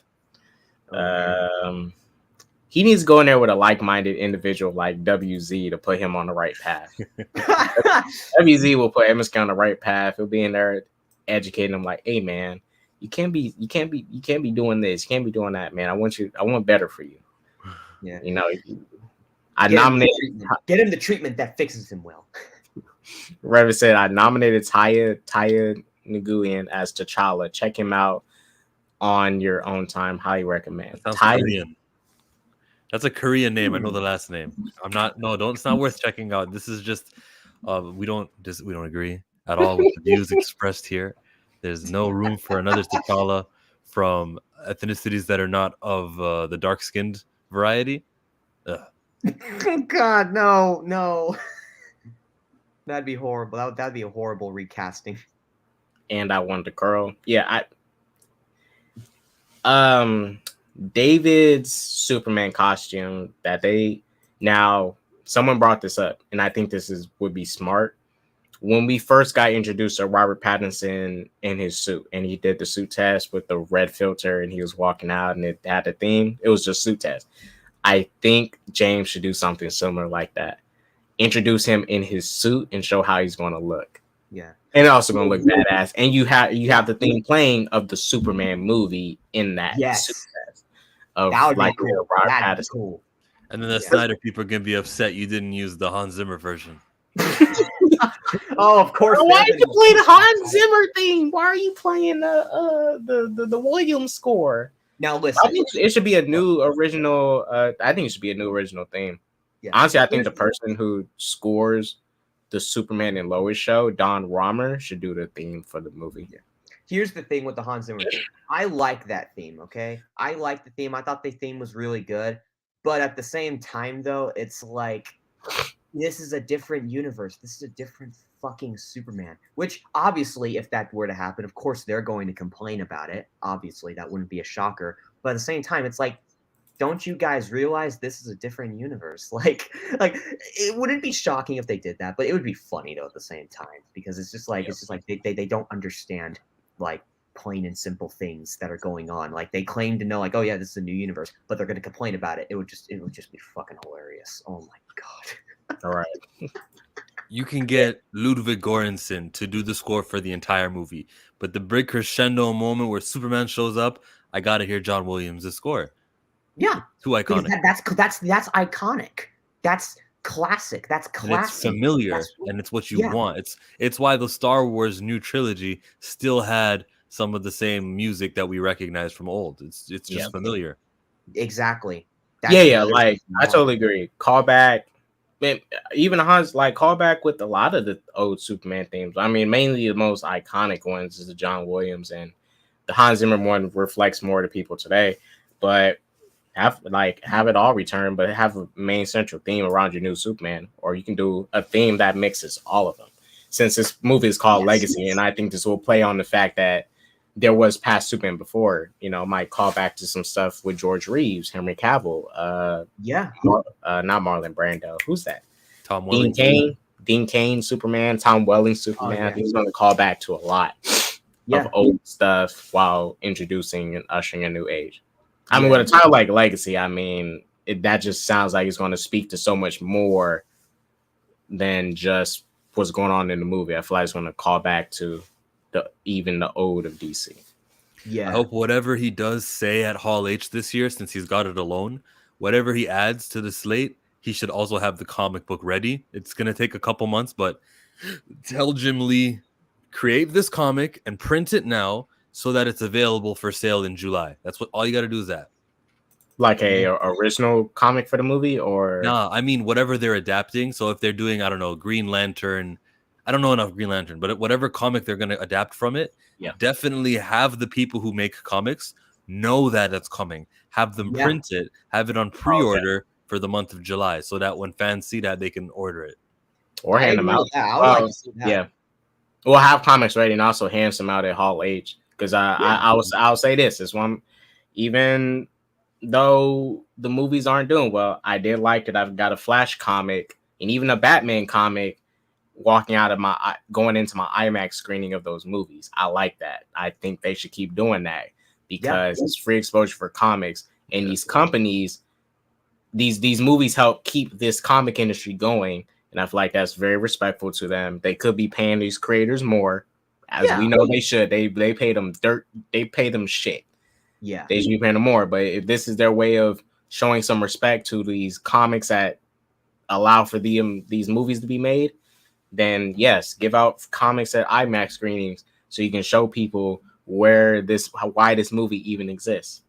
Is because there's these books here. You know, it shows some respect. Exactly. I think it's time that like the comics get some respect on them. He might make the money back too because you got a fan of comics now. It's not just like he's going to be spending $4 one time. He'll be returning year after year, and then all of a sudden that business decision comes to fruition. Yeah. Did you guys talk Jonathan Majors yet? Because I know you're going to end it right soon. I did not talk it yet, but we can add him on real quick because I got 30 more minutes to spare. We can throw Jonathan Majors in here. All right, good old Johnny boy. New information came out that is kind of leaning towards his innocence in a sense. It's just everything he said was true the day after he got arrested, and his lawyer spoke and said we have irrefutable evidence. It's just coming true now. They showed somebody from Insider, Laura Italiano. Look, here's this footage on the street where you can see Majors is getting out of the car and she's still pulling him to try to get back in. Is that something that you would do if you were a victim? No. And then we get to see the video of her at the club, and now we've seen that she entered the unit all alone because there's a surveillance camera from the elevator going up to his penthouse. We got the body cam photo of like some neck that isn't injured, and then he's just living his best life with Megan Good. That's all he's doing. Yeah, very true. Yeah, and also seen on Twitter, it was an article. There's someone clipped out of an article saying that now the NYPD is pursuing to arrest the victim. Good, and I like how Laura Italiano wrote this article too. It feels like that's the only person I want to be writing about Jonathan Majors. I saw this when I woke up today. So is this one that talks about? Because I didn't get to read this yet. Is this one that talks about the woman who? Well, we'll just read the whole thing. Yeah, read it because this is not just Jonathan Majors trying to fight back and trying to defend himself. This is him saying, she put hands on me. Police this. You guys have the body camera footage. You have sufficient evidence. Now he's on the attack. Yeah. Marvel's Jonathan Majors files cross complaint against his assault accuser. NYPD finds probable cause for arrest, sources say. And I'm ready. Real quick. I'm ready to see this body cam footage of these police officers because I want to see how they was exactly interacting with Jonathan, because they're now Jonathan wants to pursue these cops for harassment and mistreatment of this whole case, and it's NYPD, which I'm not shocked. It's NYPD. They're another shitty police department. Not all police departments are shitty. I don't fully believe in defunding the police, but the LAPD and NYPD are notorious for being shitty police precincts. I agree with you there. I mean, they can be pretty shitty. Oh, how funny! So funny. As you're talking about this, literally, like I don't know why, but like literally, like Saggy popped in my feed. I guess she's talking about this whole thing too that we're talking about. So. Oh yeah, I seen some of Saggy tweets on it today too. Yeah. Marvel Jonathan Majors filed an NYPD domestic violence complaint against his assault accuser and ex-girlfriend Grace Jabari. So now we know her name. This is the first time we're hearing her name, right? Yeah, that's the first time. I don't think we ever heard her name before too. I was about to say, like, this is the first. We time haven't heard her name. It's been pretty silent on her end. In which he alleges that she attacked him, not the other way around, during a March 25th dispute on a Chinatown street corner. Major remains charged in that dispute, with Jabari alleging the Creed 3 and Marvel's Kane the Conqueror actor broke her finger, twisted her arm, and struck her in the ear, causing it to bleed. Majors has denied the accusations. In August 3rd trial date. Sorry, but that stuff on the side of the screen is so distracting. Can you zoom in so we don't see the teeth and the bumblebee and all? What the hell? Why is it still there? No, it got bigger. All right, just pause it on a moment that's not nasty. There we go. I didn't even notice it until you said it. I didn't even notice that too. I'm like, what the fuck? What are you talking about? Major remains chart. I already read that. But on June 21st, the day after his last court date, Majors walked into Chinatown precinct and gave police his own version of what actually happened that night, alleging that a drunk and hysterical Jabari scratched, slapped, and grabbed at his face, causing pain and bleeding, according to a domestic incident report and sworn affidavit obtained by Insider. Now, this is another thing that people forget to mention with this whole case. You know, the events are different on both ends. And I think them being drunk is also part of it too, because it was said that they was coming from a bar in this whole situation and when this stuff happened. So mind you, there's alcohol in the mix of whatever is going on. Not saying that caused them to both completely forget what happened, but alcohol is in the mix. When alcohol is in the mix, so I just came back from a cruise and I was a little bit tipsy, and there was things I have probably said when I was a little tipsy that I did not mean to say because I'm not in my fully right mind. It's not say that it's an excuse for anything I might do, but just know you are not in your full right mind when you are drunk. So there may be something might happen to you, and you're gonna think it happened that way, and you might say the opposite of what happened. You know, you are drunk. You cannot fully control what you are doing or saying. But you do have the text messages because she sent like 50 of them that make it seem she sent multiple text messages to the dude. I'm like, damn. But those text messages, like we have seen, yesterday it was leaning more in Jonathan's favor. They kind of they're going to conflict and contradict with what her claims was when going into calling out Jonathan. Because not one of those texts say that he put hands on her. All the texts were like break up, kind of like relationship stuff. Nothing about her trying to apologize and all that for what happened. And mind you, there's people saying like, oh, but she's a victim. And I'm not saying she's not. She could be, but there's people saying, oh, she's a victim. That's what manipulators do. She did it out of fear, saying that it's her fault. That's the common manipulation tactic. But like, okay, what if it's actually a case where she's actually legitimately apologizing for something that might be her fault? Right. Or it could be that she's being manipulated, and Jonathan is such a manipulator. No, I'm not saying it is, but it could be. Like it could be both ways. But people are not people want to believe it's this way and not that way when it could be both ways. It can be one or the other, but we don't have sufficient evidence even at the time to say what it was. And that's why I say that everybody in this situation, now it's looking like it's more in Jonathan's favor. Not saying he's completely innocent, but it's leaning more in his favor at this point. I'm saying he's completely innocent. Yeah, I'm not disagreeing with you. I'm still waiting. You're not on the limb yet. You're on board. You're like looking down. Chillmonger's having fun in the water. Do I jump? Do I say so yet? Now let's the reason I want to wait is because I've been telling people this for the past couple months, and even I even posted this on my little TikToks and stuff. You know, people need to wait on this type of stuff. Even the situation with the guys playing Namor, I don't want to butcher his name. Yeah, but I don't know if he did what he did. But there is no evidence for me to say that the actor who's playing Namor did what he did. I can't say he's innocent, and I cannot say he's guilty. And there's no sufficient evidence to say he is. He is or isn't. I need more. If people can already say he's guilty right now, fine. I think that's not wise because he can end up being innocent. And when you could have just waited. But I need more. I need more because I don't want to contribute to a society that is willing to call people innocent or guilty so soon without having sufficient evidence. Because there's a reason. While I don't agree with all the process that go on in court, some of it is some scummy practices. Yeah. There's a reason there's this long process to build up evidence.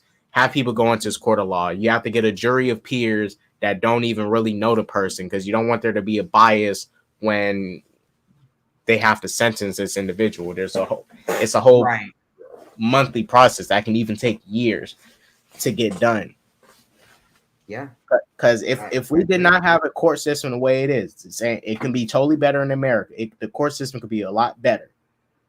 But if this was like the olden days where it was the freaking Wild West, where you get hanged for anything. Oh, you stole an apple? Hang him. Like, what the heck? I mean, just send me to jail. Why you gotta hang me for freaking stealing an apple? You know, like the court of public opinion. I'm sorry, the court of public opinion is honestly disgusting. It's scary. Like, just imagine if we did not have a society, if we had a society where the court of public opinion truly was how we sentence people. That'd be scary, because I can get accused of something, the public will say, oh, he's guilty, and if that's how I was to get locked up and I'm innocent, that's it. Yeah. At least with the actual court, you know, with the actual justice system, at least there's a process. I can get a lawyer. You know, it's expensive, but I can get a lawyer. I can go through this whole process to at least build up a case where I am potentially innocent, instead of the court of public opinion choosing if I'm innocent or guilty. Right. They can start to build some trust with fans. They do a comic run with the movies. I agree. Yeah, I 100% agree with that too. This is a big win for Majors, because it's not just being proved it's not just being proven not guilty, but he's going to prove he was innocent all along, as he should. I mean, I'm leaning more towards he's innocent now, but I'm not 100% saying he is. But the evidence coming out is pushing me to his side more than the woman's side. Even when this stuff first happened, what evidence have we really seen from the woman's end? I'm not saying she's guilty or innocent, but there's evidence on this other side that's pointing to it leaning towards this person's innocence. This person's claiming their innocence. The evidence they are putting out kind of proves it more than whatever the person who's saying he's guilty is, because the DA has had to when was the first case? It was like in August? No, April. I think one of those 2 months. I think March 25 is when the thing happened. March 25th was the first hearing was May 9. But the reason they couldn't go through with that one is because the DA had no evidence. And mind you, there was footage of Jonathan Majors supposedly hitting this girl and all that stuff. There might be, who knows?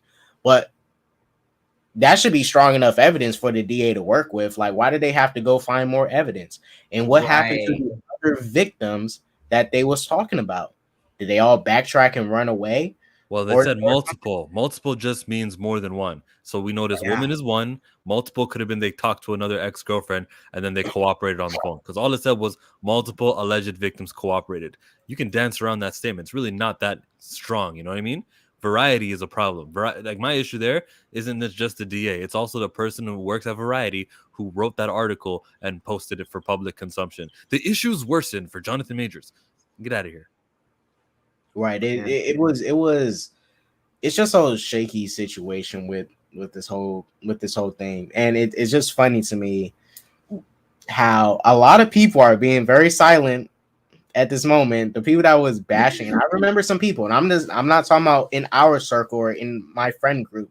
I'm talking people I follow on Twitter that like legitimately said Jonathan Majors is guilty. And you're not even talking about all this other evidence coming out. It's like, oh, so you guys want to like already like, okay, shoot. I want to hear everything. I want to hear all the evidence. I want to hear all the news, because I want to come to a conclusion that is backed up by evidence that is sufficient with this case. Yeah. Cole said Rachel Brosnahan is a perfect Lois Lane casting. Watch Pearl if you want to see some of the David Corenswet's recent acting. I'm gonna check it out, because I do want to see this David guy and see what he can do. Yeah, he's already got the look. The look check. What Gunn saw, I think I'm optimistic for what he's going to be doing. Same. Yeah. Cole said, you can say which sides you think it is leaning towards, but do not pick a side entirely until the court case is done. Agreed. Because I remember it was a time where when the stuff came out against Johnny Depp, and until I heard the video, the audio, right, that changed my whole opinion about Amber Heard, of her trying to justify hitting him. It is not to say that Jonathan didn't do nothing abusive on his end to Amber, But that changed how I looked at Amber Heard in this whole case. I'm like, wait a minute. You are literally justifying physically abusing Johnny and trying to act like you didn't do it when you are admitting to hitting him and you're saying, I didn't hit you, Johnny. Well, no, she said, I didn't punch you, Johnny. I hit you. It's the same exact thing. It's just a different wording. And you're trying to justify it. If I never heard that audio, I totally would have probably sided with Amber, right? But Johnny didn't really fight it like that. And he also lost in the first court thing. It's not to say that Johnny did not do nothing abusive on his end, but that does not make me like Amber anymore because of her trying to justify, abuse too.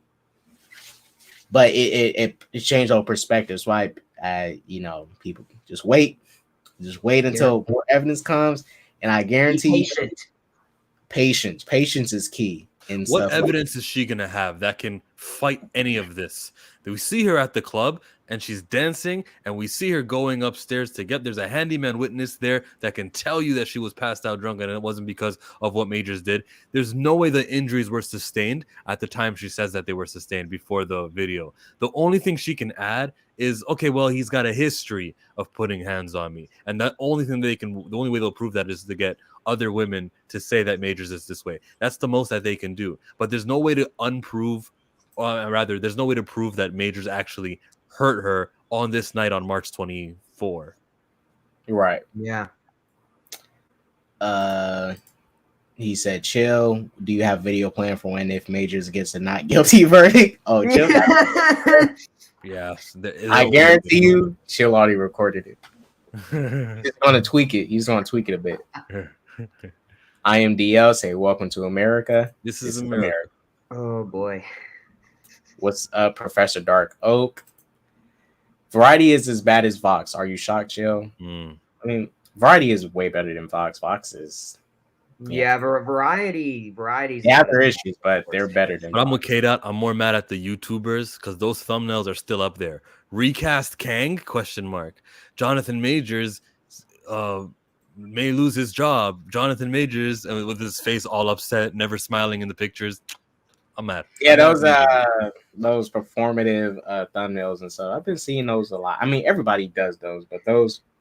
But it's like it's done by people who don't know the story of Emmett Till and other stories and other like historic moments where white women or just white people would lie on black people. The police are just part of the system of everything. How you not aware of this and just selfishly for your own clicks? You know what would look good? This right here. You're supposed to be the independent media. You're not supposed to be the shill people. Like we're at a time in history right now, 2023, where there isn't that filter for news and for reaching people and having mass influence. You're supposed to be the good guys, and you're just word for word copying what Variety said and then putting it in video format, which is not the solution. Well, that man, I'm glad you brought it up because Emmett Till is the prime example of why I wasn't there, but looking at that story, and it's just in general because Emmett Till is not the first person that has been lied on and accused of a crime and punished for it, and they didn't do it. You know, it happens a lot, whether it be you're white. There's a lot of people that have been accused of crimes, and they ended up being guilty, and they get locked up and put in prison for it. There's some people that done with their crimes and deserve the sentence that they got. But there's a lot of people out there that are marked guilty of something and have not done it. And Emmett Till is the best prime example. While that had a total different bias to it, that was totally racial and freaked a woman that got to live a full, healthy life and, get to pass away on her own time. And, yes, she's dead, but still Emmett Till never got any justice for what happened to him because that woman never went to jail. But still, the fact that he got lied on, a 14-year-old boy was lied on and accused of flirting with a woman that he didn't flirt with, and then a bunch of crazy old white adults and stuff. Not saying I dislike white people, but it was a bunch of crazy white adults went out and abused this little boy and beat him up and smashed his face and all that. It was a fucked up situation. But that's the reason I want to wait before calling someone guilty or innocent, because stuff like that happens. People get killed or lied on and all that because people just like Darkness said, do not have patience and want to jump the gun. There's nothing wrong with waiting. There's nothing wrong with waiting. Just wait for more evidence. I'm telling y'all, the world will be a better place if we wait for more evidence. It'll be a Nobody has much patience for that. Nobody got time for that. Perp, do you have Instagram? Yes. What's your name on Instagram? Perp got loud. Oh, so you want to follow Perp on Instagram but not me, Chill? I see how it is. You're the first person I gave a request to. When? You did? You on Instagram? Chill on the gram now. When we do modeling and all that. Wait, did you? Oh, I see you. I see you right here. Yeah. Onzo got me back first, I think. He's my first follower. I follow Anzo on Facebook. Happy birthday to that old man. Yeah, happy birthday, old man.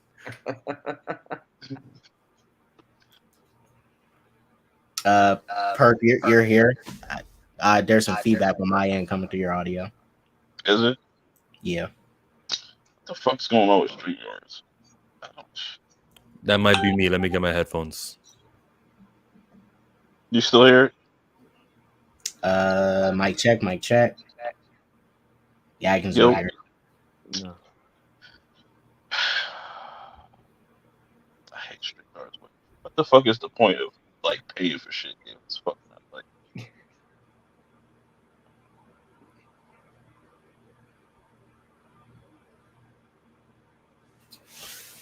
All right. I'll be honest, I cringed so hard online at how few people online apparently knew the story of Emmett Till until the movie. Oh, yeah. I seen that too. That blew my mind. But they don't. When I was growing up in school, they barely taught us about Emmett Till. They did, but they didn't like dive deep into it. It wasn't until I took AP World, Still there? AP Still there, US history when we dived into Emmett Till. Mic check, testing, 1, 2, 3. I can kind of. What does it sound like? I can hear myself. Like I can hear myself in your audio. Oh, maybe it's my volume. I have my headphones on like full blast. You still here? Mic check, testing. Nope, I don't hear it. You're good. Okay, it's probably my headphones. I had them shits on blast. So. Cool, yo. When Jonathan wins, watch all the haters play dumb. I hope he does win. I hope he's not guilty of what he did. not trying to lose this king. That would suck if he was guilty. Because they got to overhaul their whole plan for the villain they wanted to use. I don't know how somebody could sit there and see all this like glaring evidence and say that he's guilty. It's called racism. It's called. You know what? I may not be from Mississippi, but those values from the 40s didn't go anywhere. Or not the 40s. When was Emmett Till's story? That was in the.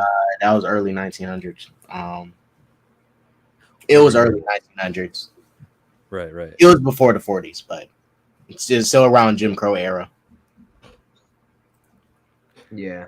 I got a computer in front of me. Let me just Google that. Emmett Till died in 1955. Okay. I tell you what, like, you know, because it's just like the story just doesn't even add up when you first hear it too. Like, you know, some people just don't got common sense. They just want to look for some shit to kind of get their crowd off and shit like that. Like, yeah, because what threw me off was the whole club thing, right? Because the footage of her going to the club happened the same night the situation happened, right? So, like, okay, you get into this domestic dispute situation. Not everybody copes with stuff different, but you know, I don't see myself going to a club after getting into an altercation with somebody. Probably going to be at home chilling, playing video games, and still pissed thinking about the situation. And if you do cope that way, you were using your finger on the stairwell when you're going up. Use your finger to get some drinks. Use your phone to hold 2 phones at the same time. Your fingers were fine. Pinky out. What does SpongeBob say? Pinky out. Mm-hmm. It's just a lot of her story doesn't add up. But like I said, now we're hearing more stuff on Jonathan, and that goes against what she's saying. But even her stuff is backtrack. Even she's backtracking on her whole statement, because I saw on Chill's stream when he talked about it, the strangulation thing. They had to give her a paper that tells her what strangulation actually is, and I guess she backtracked at that point, like, oh yeah, it wasn't exactly what you guys are describing it as. To me, strangulation is putting your hand around somebody's neck and choking them. Oh, That's 100%. 100%. But I don't know what the NYPD's different meaning of what strangulation is. I think it's very much should be straightforward. Strangulation is that's strangulation. Just saying. Yeah, NYPD that's says, hey, strangulation. if the NYPD said, hey, I see a dude with dark skin, he did that shit. That's how they do it. What it was also revealed to the body cam footage. It was like they was questioning, oh, why I don't give a fuck about that shit. they was questioning, Jonathan being a celebrity and stuff, him being rich, like they never seen a rich black man before. Of course. Oh, jeez. If I was in a 3-level penthouse, I would be impressed also.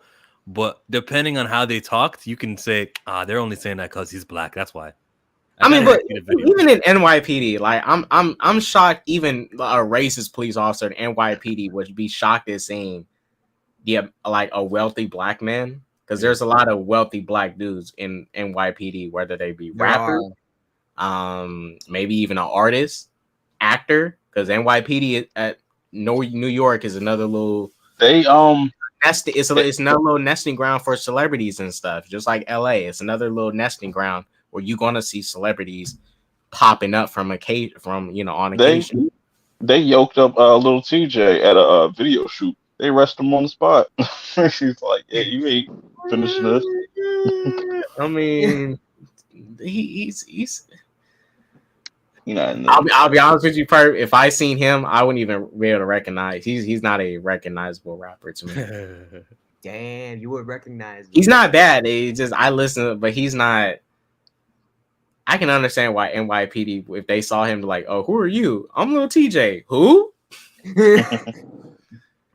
Now, if it was someone like Pop Smoke that was still alive, I expect NYPD to know who Pop Smoke is. No, they wouldn't know who he is neither. They would know. Yeah. He was more popular than TJ. Yeah. But still, it's just mind-boggling to me how NYPD officer would even be shocked at a wealthy black man, even if they're racist. Like, you live in New York. There's a lot of opportunities to make money in New York, and you're going to see a lot of wealthy people in New York. It takes some wealth to live in New York anyways, especially in the nicer areas. That place is expensive. Yeah, expensive as fuck, dude. Ooh.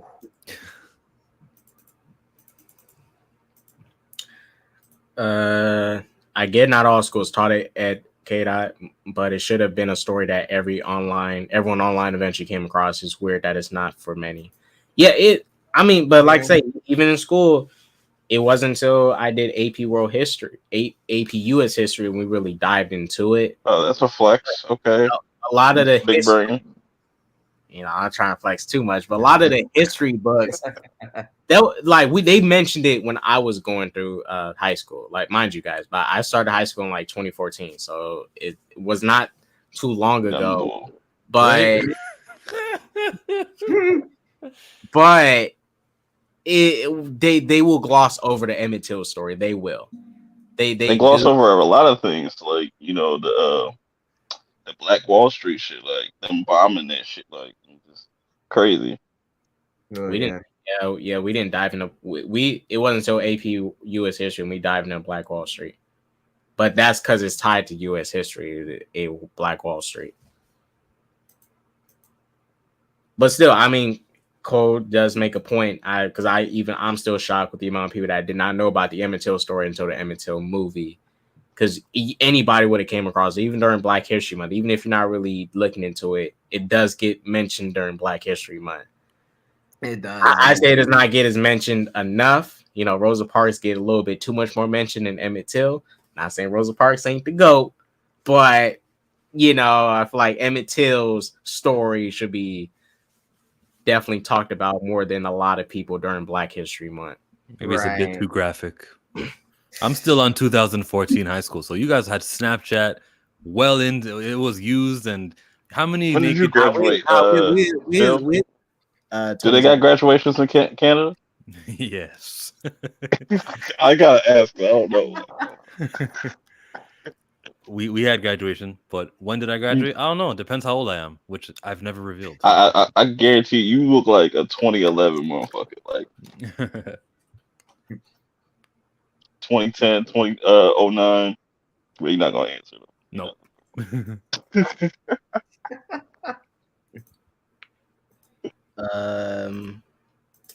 Oh yeah, so let me get down to this article more. There's still more. I've not got through everything. But Manhattan prosecutors who are pursuing the case against Majors were for some reason reluctant to turn the tables on Jabari, and that the district attorney's office urging the iCard was deactivated, the two said.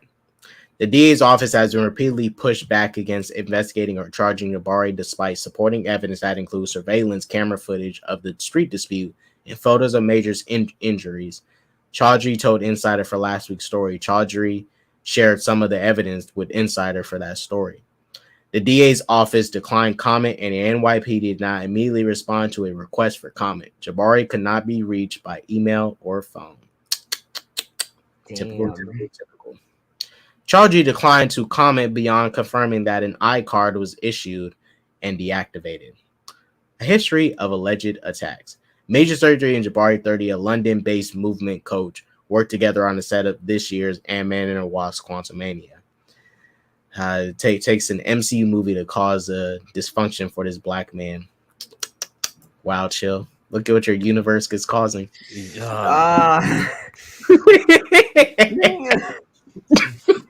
See, at least it wasn't a DC set this time. Don't worry, you guys got a chance. You're casting a Jon Stewart. I'm sure that's going to be a train wreck. Nah, we're gonna treat him with. Hey, if Marvel gets rid of Jonathan Majors, you know what I'm saying? There goes your Jon Stewart. We got right Jon Stewart right here. Yeah, that's anybody that Marvel starts letting go, just DC, Stewart, just come to death row. DC is second chances. He is now dating actress Megan Good, who was at his side at last week's court appearance in Manhattan Criminal Court. I don't like that they have to say actress Megan Good. She didn't need that. She didn't need the description. We know who she is. Yeah, they think just because Megan hasn't done any big roles, they got to call her actress just to make it. Wait, they didn't watch Queen Goddess. Megan Good is a pop culture icon, for many reasons. Her looks. But it was. I'll say this. I've seen a lot of people just in general. Follow her on Instagram. Sorry, go ahead. I've seen a lot of people recently. I seen a tweet where someone said, where someone came out of nowhere saying, oh, why does Megan Good why is black women cleaning up for black men yet again? Like that's me paraphrasing what was said, but I'm like, maybe she just want to be his girlfriend and she doesn't really believe that he did what he did, and right. Maybe if he does end up being guilty or somehow she might leave him, but she was the one that was sent that text message that triggered his ex-girlfriend. It was her. That's right. Maybe it's her that triggered the message. She sent the message, and then she saw, it's Making Good. I got no opportunity to combat Making Good. Some nudes. All the goodies, and like, damn. In his domestic incident report, Majors alleges that Jabari had attacked him on prior occasions, although none were reported, including a verbal dispute in London that became physical, as his report to police describes it. Wait, is that her last name, Jabari? Yes, Jabari. Oh, wow. Her first name's Grace. Last name, Jabari. NYPD.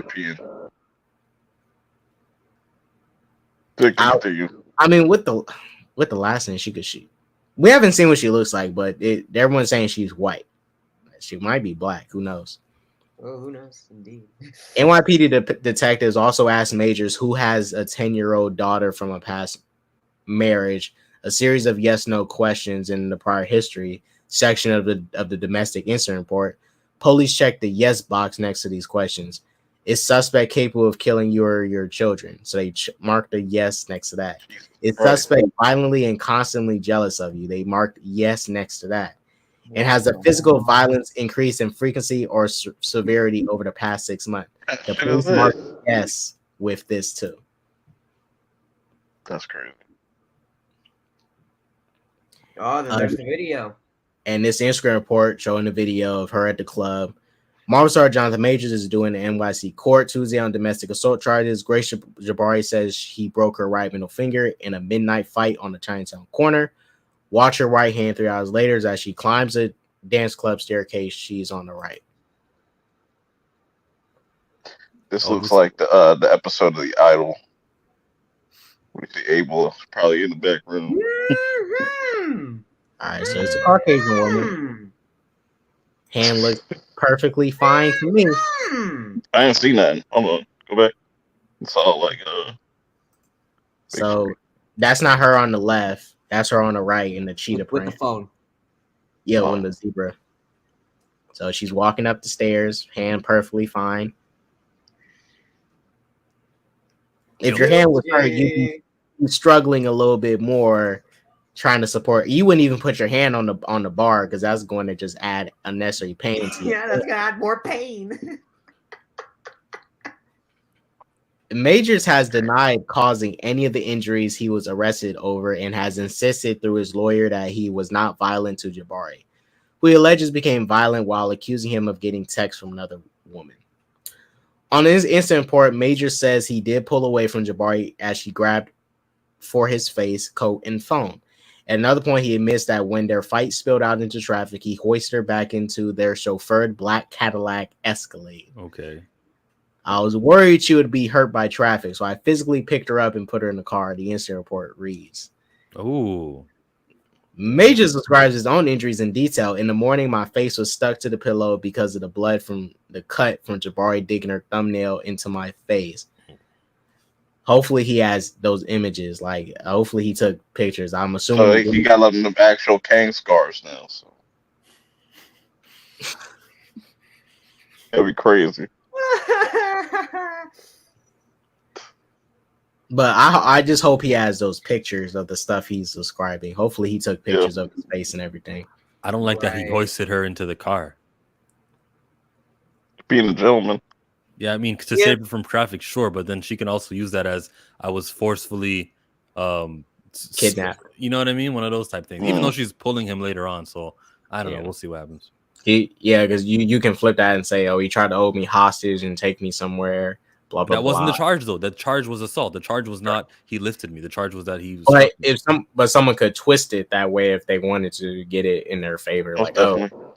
I mean, it depends what the driver says too. The driver might say, actually, yeah, he did do that, and thank God he did it because she'd have been hit. Yeah. Majors additionally accuses Jabari of running up his credit card without his authorization, returning to London with his iPhone, a Rolex vintage watch, and other luxury items that cost $6,000 to $7,000 according to the incident report. Man. What the fuck? There's only one thing I gotta say to that shit, because what the fuck? Where is it at? Wait, so she ran up his shit like that?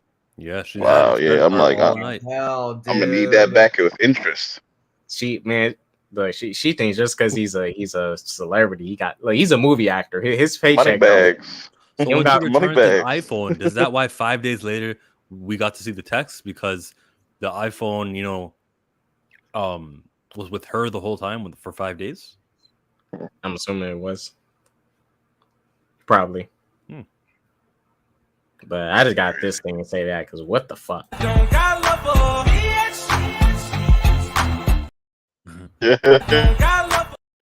What the fuck? It ran up his credit. That's why, hey, keep y'all credit cards away from. Spend your credit card money wisely. You got to pay that money back. That's not free. That's not free money. Yep. The actor is not due back in court on Jabari's case until his August 3rd trial date. We're going to know what's really going to happen August 3rd. Yeah, that August 3rd can't get here any sooner. I'm ready to see how this all going to play out. Because the longer these court dates get pushed out, the tougher it's going to be for him to, get work or appear in anything, or even probably appear in Loki season 2. They probably might, if they have enough time, to reshoot all his scenes with another actor. I don't If think they they're could, If gonna- I'm I don't Marvel, know. I'm just gonna do it on the low. Just be like, we already shot all the scenes. You know what I'm saying? Loki begins October 6th. Yeah, they ain't gonna have time to reshoot all those scenes. Yeah, they're not gonna have time. But he'll be innocent by then. Proven. He not saying he isn't, but if they want to reshoot, they're not gonna have time to. So they're gonna have to really keep it the way it is. The fast rising star has scored major roles in this year's Creed 3, Emmett and the Wasp Quantumania, in which he debuted as supervillain Kane the Conqueror. But after his arrest, the U.S. Army pulled TV commercials in which he had starred. Disney last month postponed his upcoming Marvel film, Avengers Kang Dynasty, from May 25th to 26th. But I don't think it's because of majors why they delayed that. They needed to delay that entirely. There's a writer's strike. They can't even write the script. Yeah, the For the- writer's strike, and plus, not to mention with what went down with like the old CEO of Disney, Bob Chapek, with all the stuff he was doing, with all the whole like Correct. constantly pushing out content and all that stuff. So that's the other reason why they had to kind of delay a bunch of these films and projects. Yeah, so that's Majors is a part of it, but he's not the sole cause of why it got pushed back. At Yeah, all. Okay. Well, that appears to be it. that's All the recent information that's out. It's not much else I can say on it aside from Majors. It looks like it's going to be working in your favor. That's all I'm going to say. It looks like it's going to be working in Majors' favor. Yay!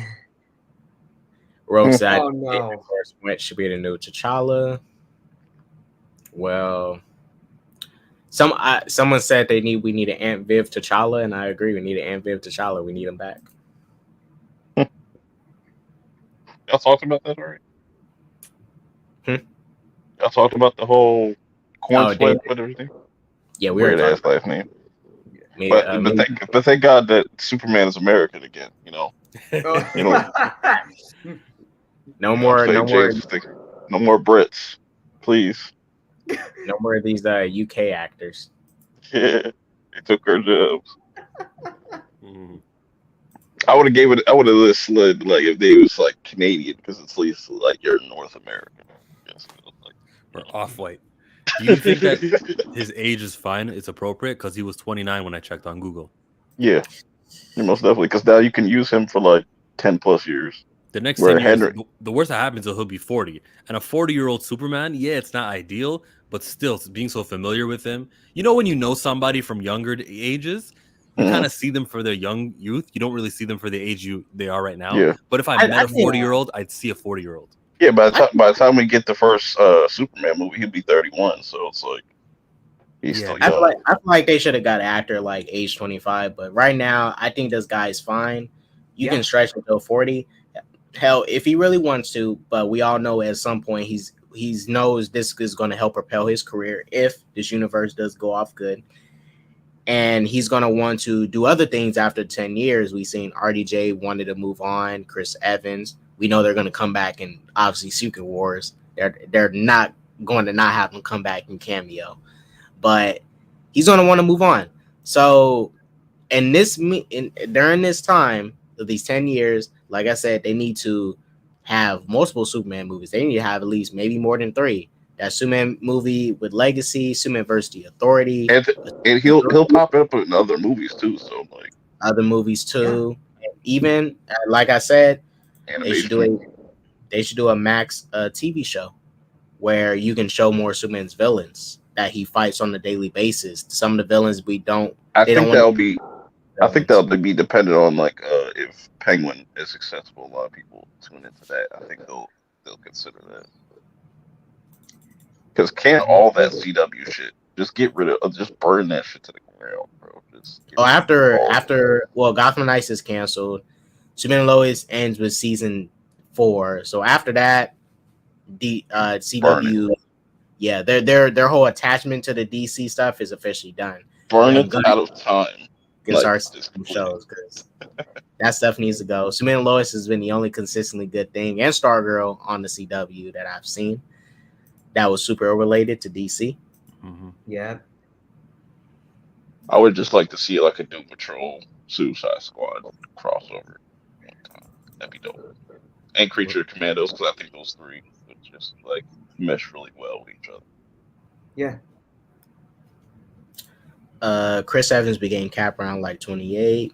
Yeah. Good Yeah. age. Right. And Toby was like 45 when he first played Spider-Man. Nah, don't hate on That Toby. nigga was old, bro. I just like that the filmography for David Corenswet isn't saying much. Whatever you sign him to now, he can't say anything but yes. He goes, yeah, it's Superman for Yeah. 14 pictures, and it's gonna be 3 TV series as well. So where do I sign? It's not like you got options, buddy. You're pretty unknown. And that's smart because like we need to start building new talent. Like we can't just rely to the same motherfuckers. Like everybody want Henry Cavill, but Henry Cavill, like I feel like he'd be better off not doing a franchise. Like we're not like, or just get some new talent because there's a lot of like up and coming people that be on like TV shows and stuff like that that are really dope. But Perp, read what Mike just wrote. what is that? Toby got his AARP card the same day he got Casper. Facts. Yeah. And he had a life alert. I can't For his back. Toby Maguire slander on my stream. Yeah, he's falling and he can't get up. You see that clip of Tyson? He's like, my back. That's funny. You know what? Oh, Let man. me wait. No, Since everybody something's is coming.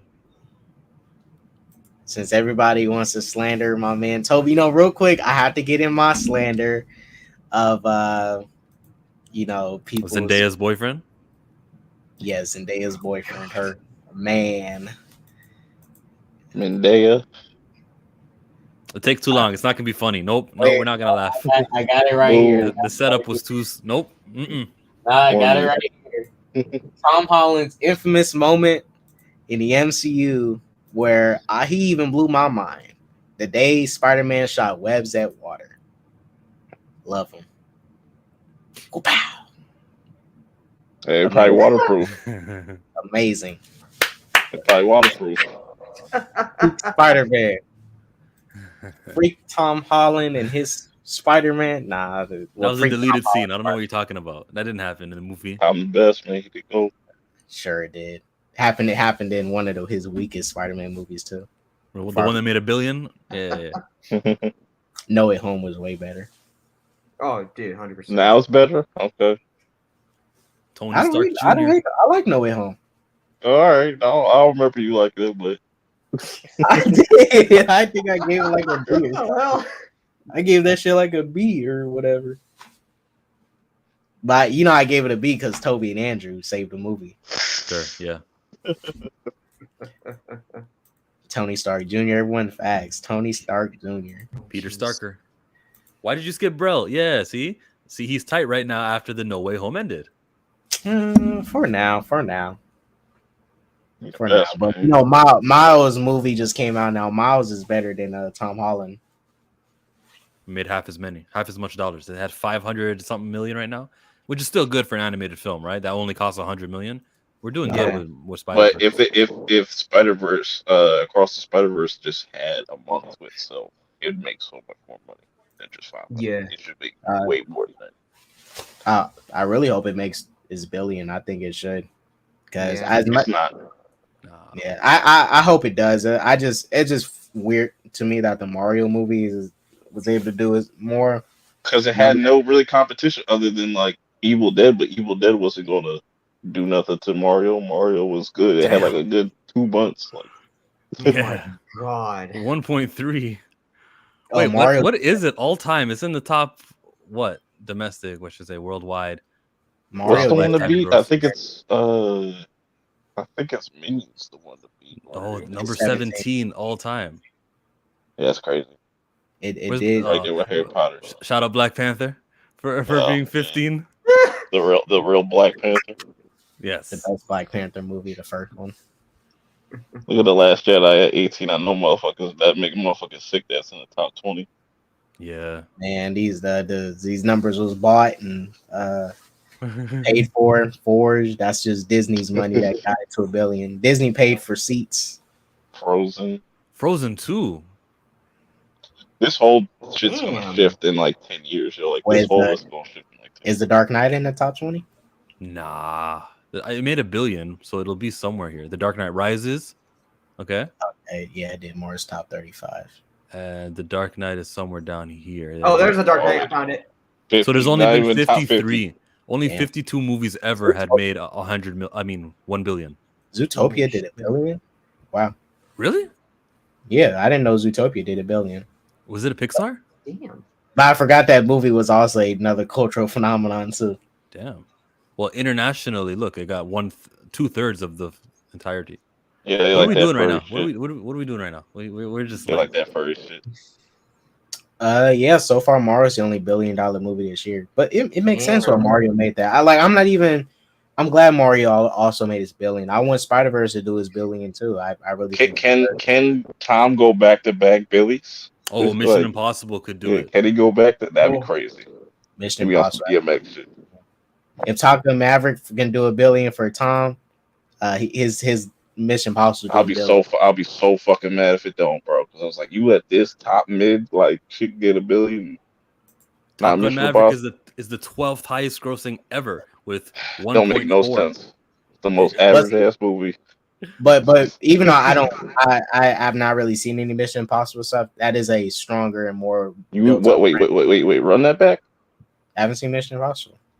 It's not a franchise I think. Would you recognize the music Bro. if you heard it? Yeah, I know the song. Bro, what you need to do before when does Mission Impossible come out? That was July 12th. Go watch. Do yourself a favor and go watch all those Mission Impossible movies. Like that shit's lit. Fuck James Bond and all that shit. Mission Impossible. I mean, I'm not even into James Bond like that either. And them shits is boring. Watch Mission Impossible. Much better. Mission Impossible is the only movie I'm waiting to see in part 2. I did like some scenes from the recent one he did with Henry Cavill. Mainly like that bathroom fight. That was a pretty cool fight. Yeah, where he uses his hands as like he reloads. He cocked it.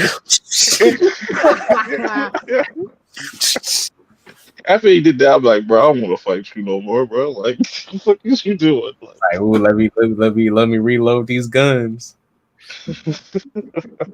Oh, they're reloading his biceps. I mean, crazy. But hey, I'm glad Super Mario made his $1 billion. And we are gonna get ready to close it up in like at least 5 minutes. I do got to get ready for work, but Okay. I'm glad it did his $1 billion because I also want to see those video game movies do well.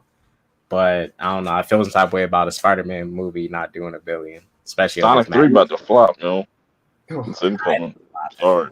Well, if they don't get it away from Avatar 2, yeah. Yeah, and then who knows? You mean 3? Yeah, Avatar. Well, no, Avatar 3, they pushed their shit back. They pushed all the movies back. Oh, Sonic safe then. Yeah. Yeah, if Avatar 3 Sonic is safe. Unless Sonic is Shadow goes in and just Sonic, kills yeah. all the human beings, like on some Thanos shit, like it's not going Nah, we don't need to get that far. But if they have Shadow's, buddy, his little lady gets shot on screen, it's gonna do $1 billion in the box office. See, the only way that for Flash doll still is looking at me. I'm creeped out by it. the only way for Sonic 3 to do $1 billion, this little girl has to die in the movie. She need to get shot. She has to get shot. Damn, Sonic- you hate it so bad, huh? No, I mean that's happened. She gets shot. Oh yeah, okay. she gets shot, and it spirals him into evil. As Dr. Umar would say, of course he's like dipping into the snow bunnies and stuff like. Dr. Umar gonna be like, brother Shadow was out here doing bad. I beg your pardon. Caucasian persuasion out here. That's just fucking sad. But I need Sonic 3 to do those numbers. Sonic 3 needs to do drastic numbers from 2 and 1. 1 made its budget back, but it needs to do over 500 million type of numbers this time. Sonic 3 really needs to be that. You know what has a chance to hit $1 billion before you go? Is the Ninja Turtles. I think a lot of people are sleeping on that. think that might be a hit. It could. It could. I'm just not for me, I'm not against a Teenage Mutant Ninja Turtles movie. It's just I'm not that the animation is heavily Spider-Verse inspired, but I'm not really feeling it like that. Like the animation to me looks too much. It looks too dirty. Like that shit looks like it looks too much. Like I get it. It's the thing, you know, them be living in the sewers and stuff. Motherfuckers in the sewer, bro. They ain't gonna be clean. Like, but it's smell just like shit. What's the name of the movie? Ninja Turtles: Rise of the Mutants. They don't scrub their shells. I don't know. I'm just not feeling the art of it personally. I like it. Yeah, I know where you're coming from though. Yeah, it's like Spider-Verse to me. I'm not a huge fan of the animation of the first movie, but in the second movie, I'm not gonna lie, it did look a lot cleaner than the first in some scenes. The way they did that animation and frames and stuff. Because when I first watched Into the Spider-Verse, I don't have issues of like epilepsy and stuff or any of that, but I'm not gonna lie, there was some moments it visually made me a little bit nauseous. Looking at some of the frames and the way they move and stuff, it was a very different and weird animation style. Not saying it's bad, but I think they cleaned up the issues I had in the second film. Right. Pollock. Pollock team. Was there anything else y'all wanted to say or let the audience know? David, Free YSL, free slime. Free Young Thug. What about I'm Gunn? optimistic for David Corenswet as the Superman of the DCU. Yeah, I'm optimistic too. Yeah, he has a look. I need to do my due diligence and check out his actual work, you know. But Yeah. I'm gonna do so. I'm gonna check out some of the stuff he's appeared in, so I can see if I really. I got Hollywood. He was in that.